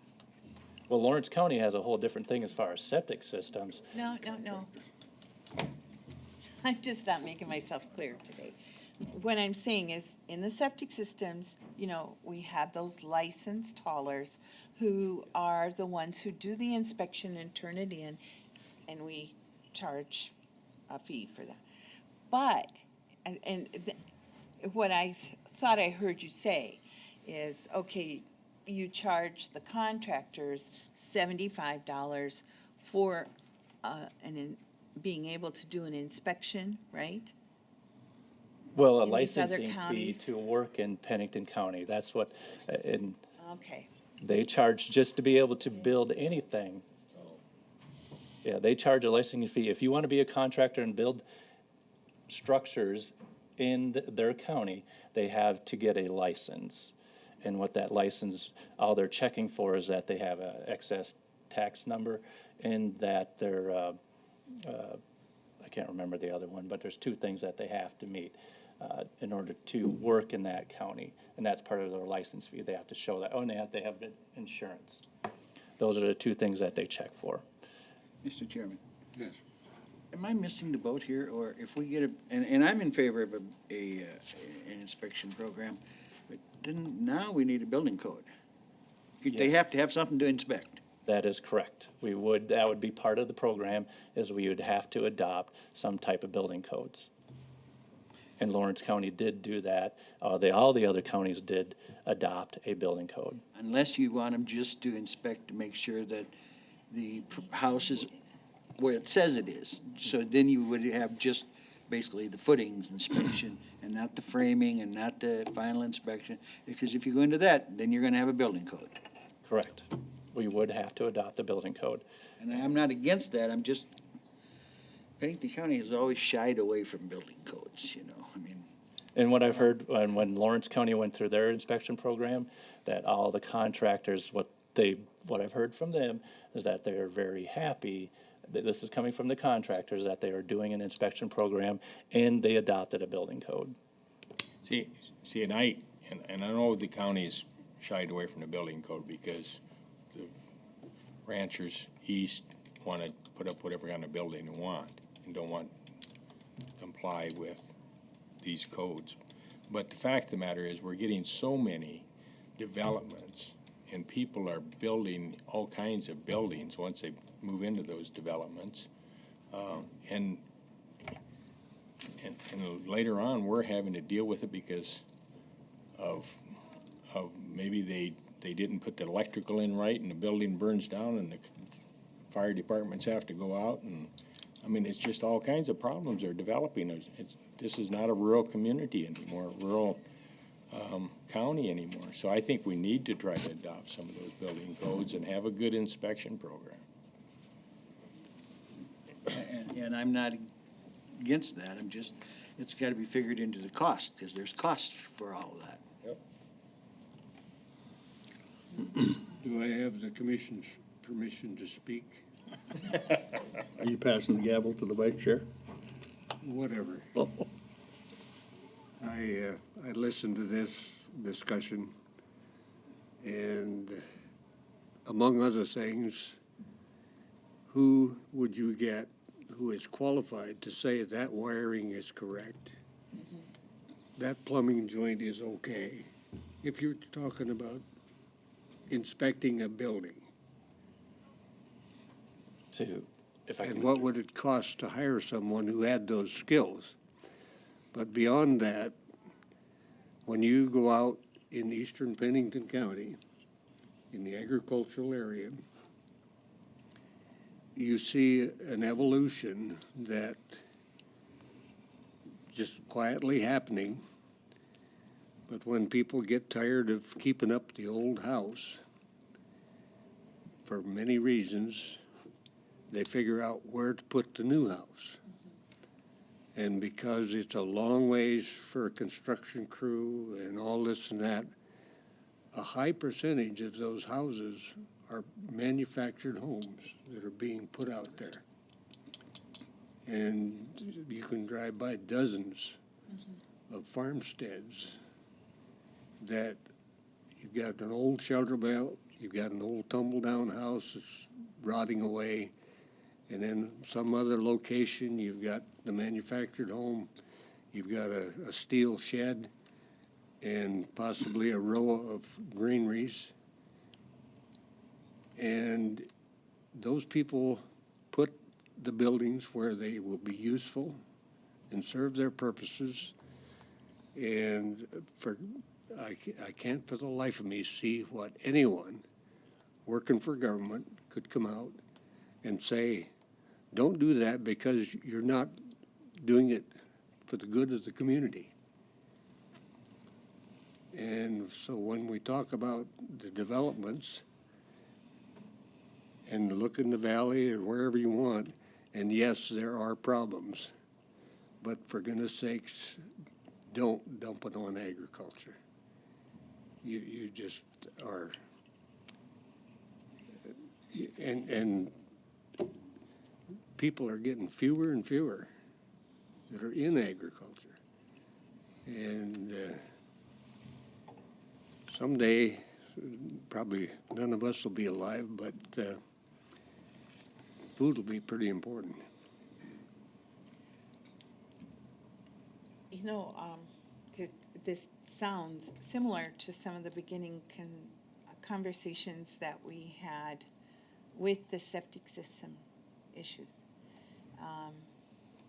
And part of that compromise on that was to put some limits on who really had to do that.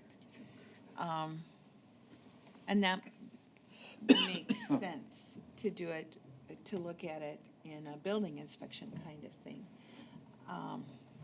Certainly, we close in, not just Rapid City, but Hill City and New Underwood and Box Elder, there's developments going around that should have some kind of control because they're a mess.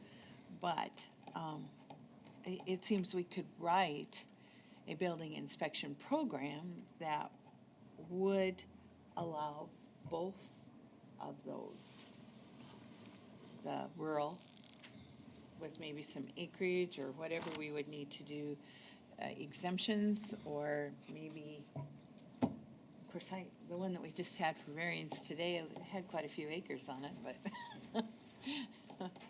but I mean, you know, maybe that's the thing, is to look at it from that perspective. And that certainly could be part of our discussion when we move ahead, if we move ahead with a building inspection program.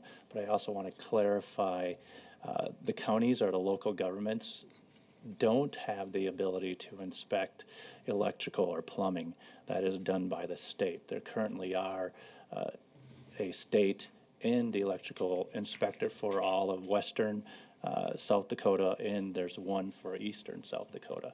Of course, the municipalities have different authority and they can do that, but the counties cannot as part of state law. So I just wanted to clarify that.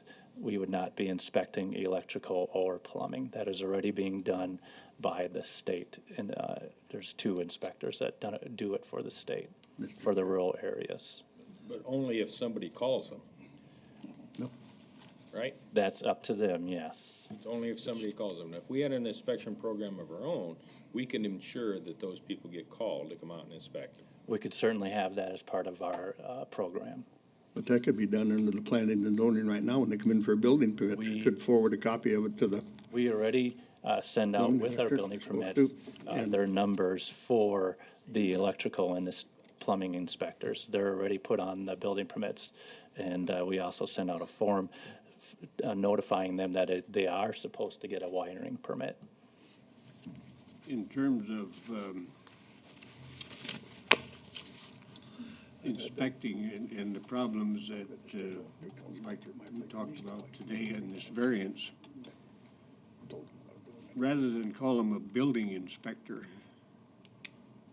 it strikes me that we ought to at least explore the idea of calling them a compliance inspector. Comply with what we do have control of, rather than creating a double layer of something else. And so we're concerned about their septic system, we're concerned about their setbacks. What else? Access? Well, those are things we already all check in regards to our building permits right now. Of course, when they submit a site plan, we're checking that they're at least showing us that they're meeting the setbacks. We don't go out and verify it, and then a lot of times it doesn't come up until they come in for another building permit, then they show the site plan showing the house is only 17 feet from the property line. A lot of times that's the only way we find out that they're not in compliance. If those are the things that, the kind of problems you're trying to eliminate, it seems to me like compliance inspection. Before you pour cement, we're gonna come out and make sure you're 25 feet from the lot line. And what I've heard from the other counties is that they do that when they inspect the footings. They also measure the setbacks. Just, I can see where you're going. I don't, when you say they're inspecting the footings, what is that gonna require us to do? Get the quality of the concrete? Well, it's, you know, when you adopt a building or a building code, there's certain codes you have to do to make sure the footings are a certain depth, that they're rebar, or a number of different things. And it would require us to get somebody qualified to inspect. So how many problems are we having with that? Well, we've had some issues with certain homes going up that are. Lots of issues? Well, we don't get a lot of complaints about it, but I've heard from contractors that they was certainly, you know, the good contractors would want to make sure that homes are being built. We can't, and we don't know if, you know, I've heard stories of homes not having insulation put on the walls, wiring not being done correctly, that the footings aren't being put in correctly. I understand that, but we already know we can't do anything with the wiring. And here's where I'm heading is along with what Lindell was saying. The issues for us are really the location on the property, right? That's what we have the most issues with, is location. That's the only thing we see, yes. Okay. And we haven't really been involved in the construction. So if we would adopt the building code as you're going down, as your reasoning is going, we would begin to add more, because then we would be looking at construction of the building, footings, whatever. But what we really have the most trouble with, which is what Lindell is saying, a compliance person, we really have trouble with the location, and that's what we should be checking on, maybe in the very beginning. That we should be doing that first and see if that takes care of all of our problems. Well, it won't take care of all of them, but quite a few of them. And it appears to me that's what we should do first, because we're all irritated with having variances that are difficult to decide. The residents buy, the landowner buys a piece of property with a building on it that's not properly located, and they get fined, and then we have to, it's not their fault. So we really maybe need to start with looking at how we can deal with the locations, or the location of the buildings on the properties before we go into building codes. Does that make sense? Mr. Chair, I have something to add to that. What would be wrong with this idea? To use your idea of setting up a licensing fee for contractors to work in Pennington County, and then we know that the fly-by-night ones should be leaving people alone. And if we advertise that people have to have a license to work, when we have these hailstorms and things that we've had in the past, and they can have to show their license in order to come in and fix somebody's roof. But what would be wrong with when we do that licensing deal, to make that the responsibility of the contractor, that he knows where the lot line is when he sets the footings?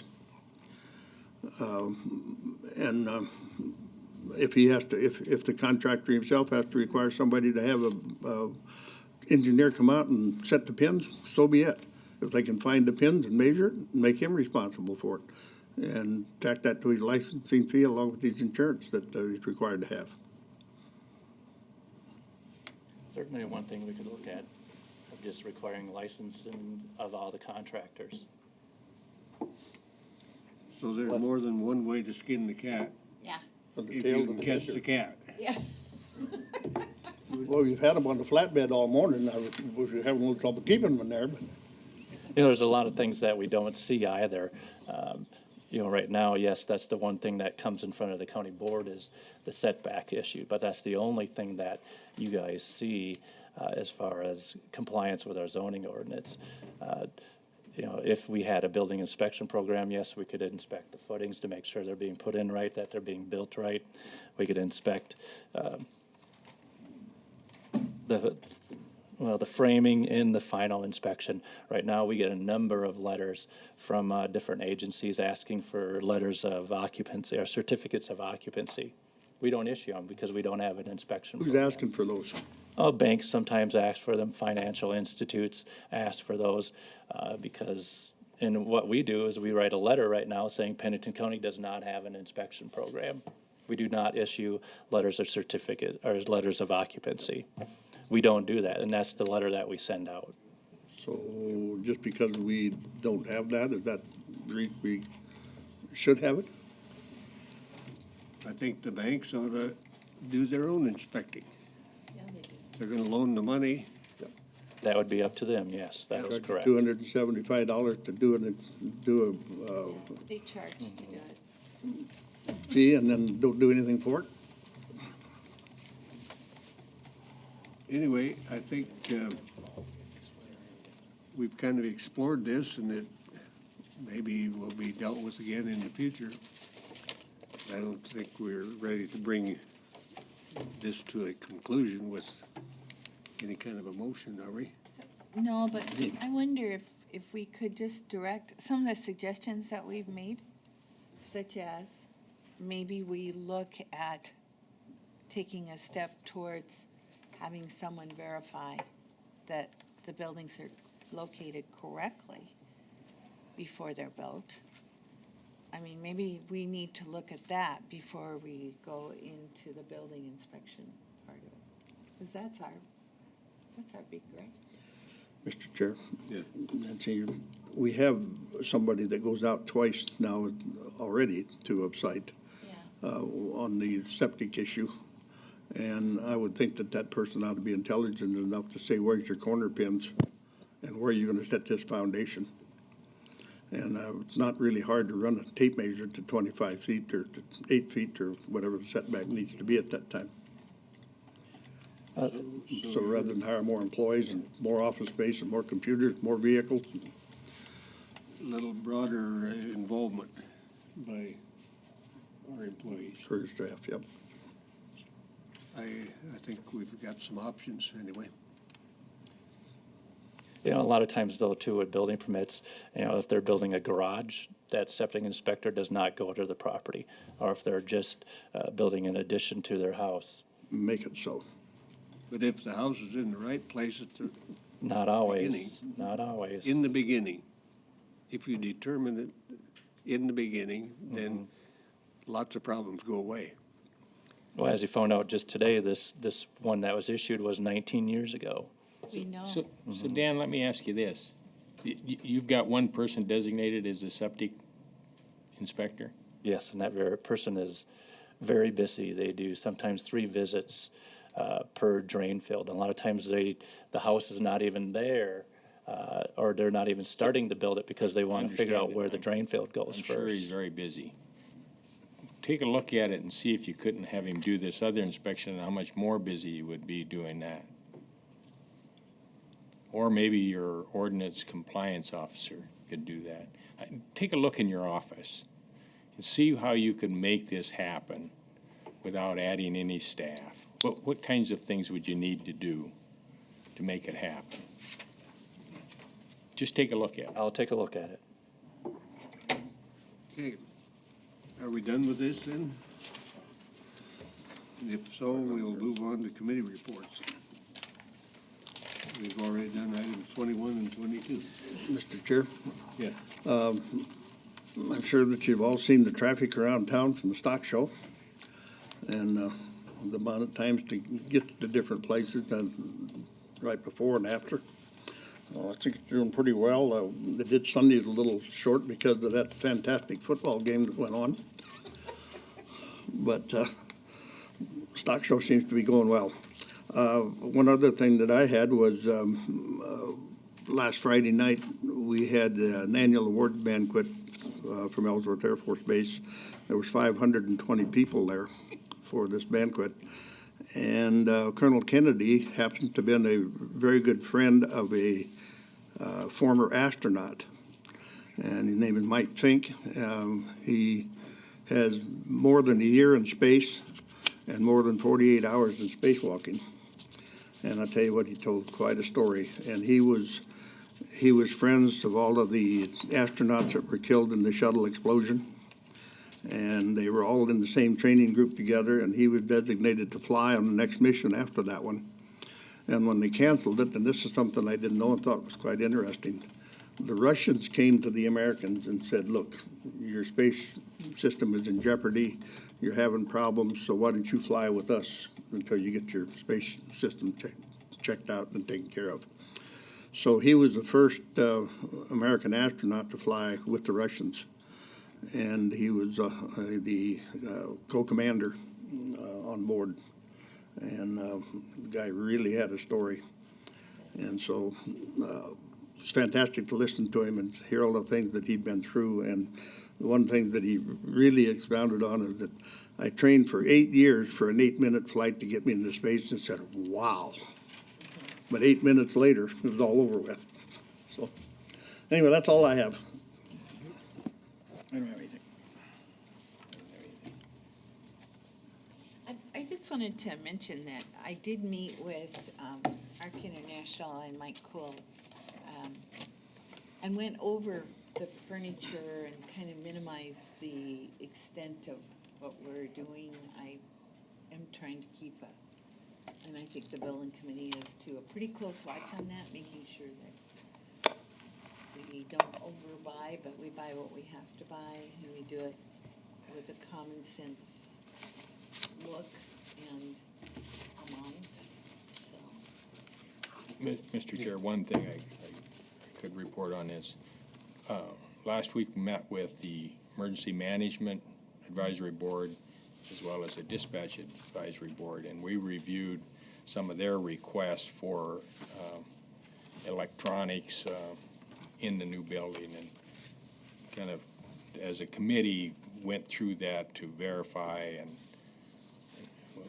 that the items that they're requesting was appropriate, and made some changes with it. So I think, again, that'll all come back to the building committee, but I think just trying to make sure that people are getting what they need and not what they want. Mm-hmm. Good point. Anything else? If not, next item is items from the public. Any items from the public? If not, item 25 is executive session. Do we have a motion? Mr. Chair, I'd make a motion to go into executive session in 10 minutes. You gonna make the motion in 10 minutes, or? However you'd like to have it. We'll do we have a second? I don't know what I'm seconding, because I wasn't The listening. executive We're session. going to go into this executive session in 10 minutes.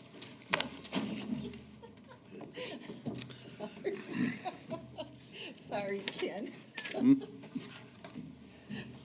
Was that a second? All in favor, say aye. Aye. Opposed, motion carried. Second. It's been moved and seconded that we come out of executive session. I will now turn the All in meeting back. favor? Aye. Motion carried. I would make a motion to go in record that we reluctantly accept the resignation of our highway superintendent. and date to be set for exactly in June of 2014. I would second that. No. And just clarification of resignation for his retirement. Yes. All in favor, say aye. Aye. Aye. Opposed, motion carried. Any other motions? Move to adjourn. Second. All in favor? Aye. Motion carried. We're adjourned.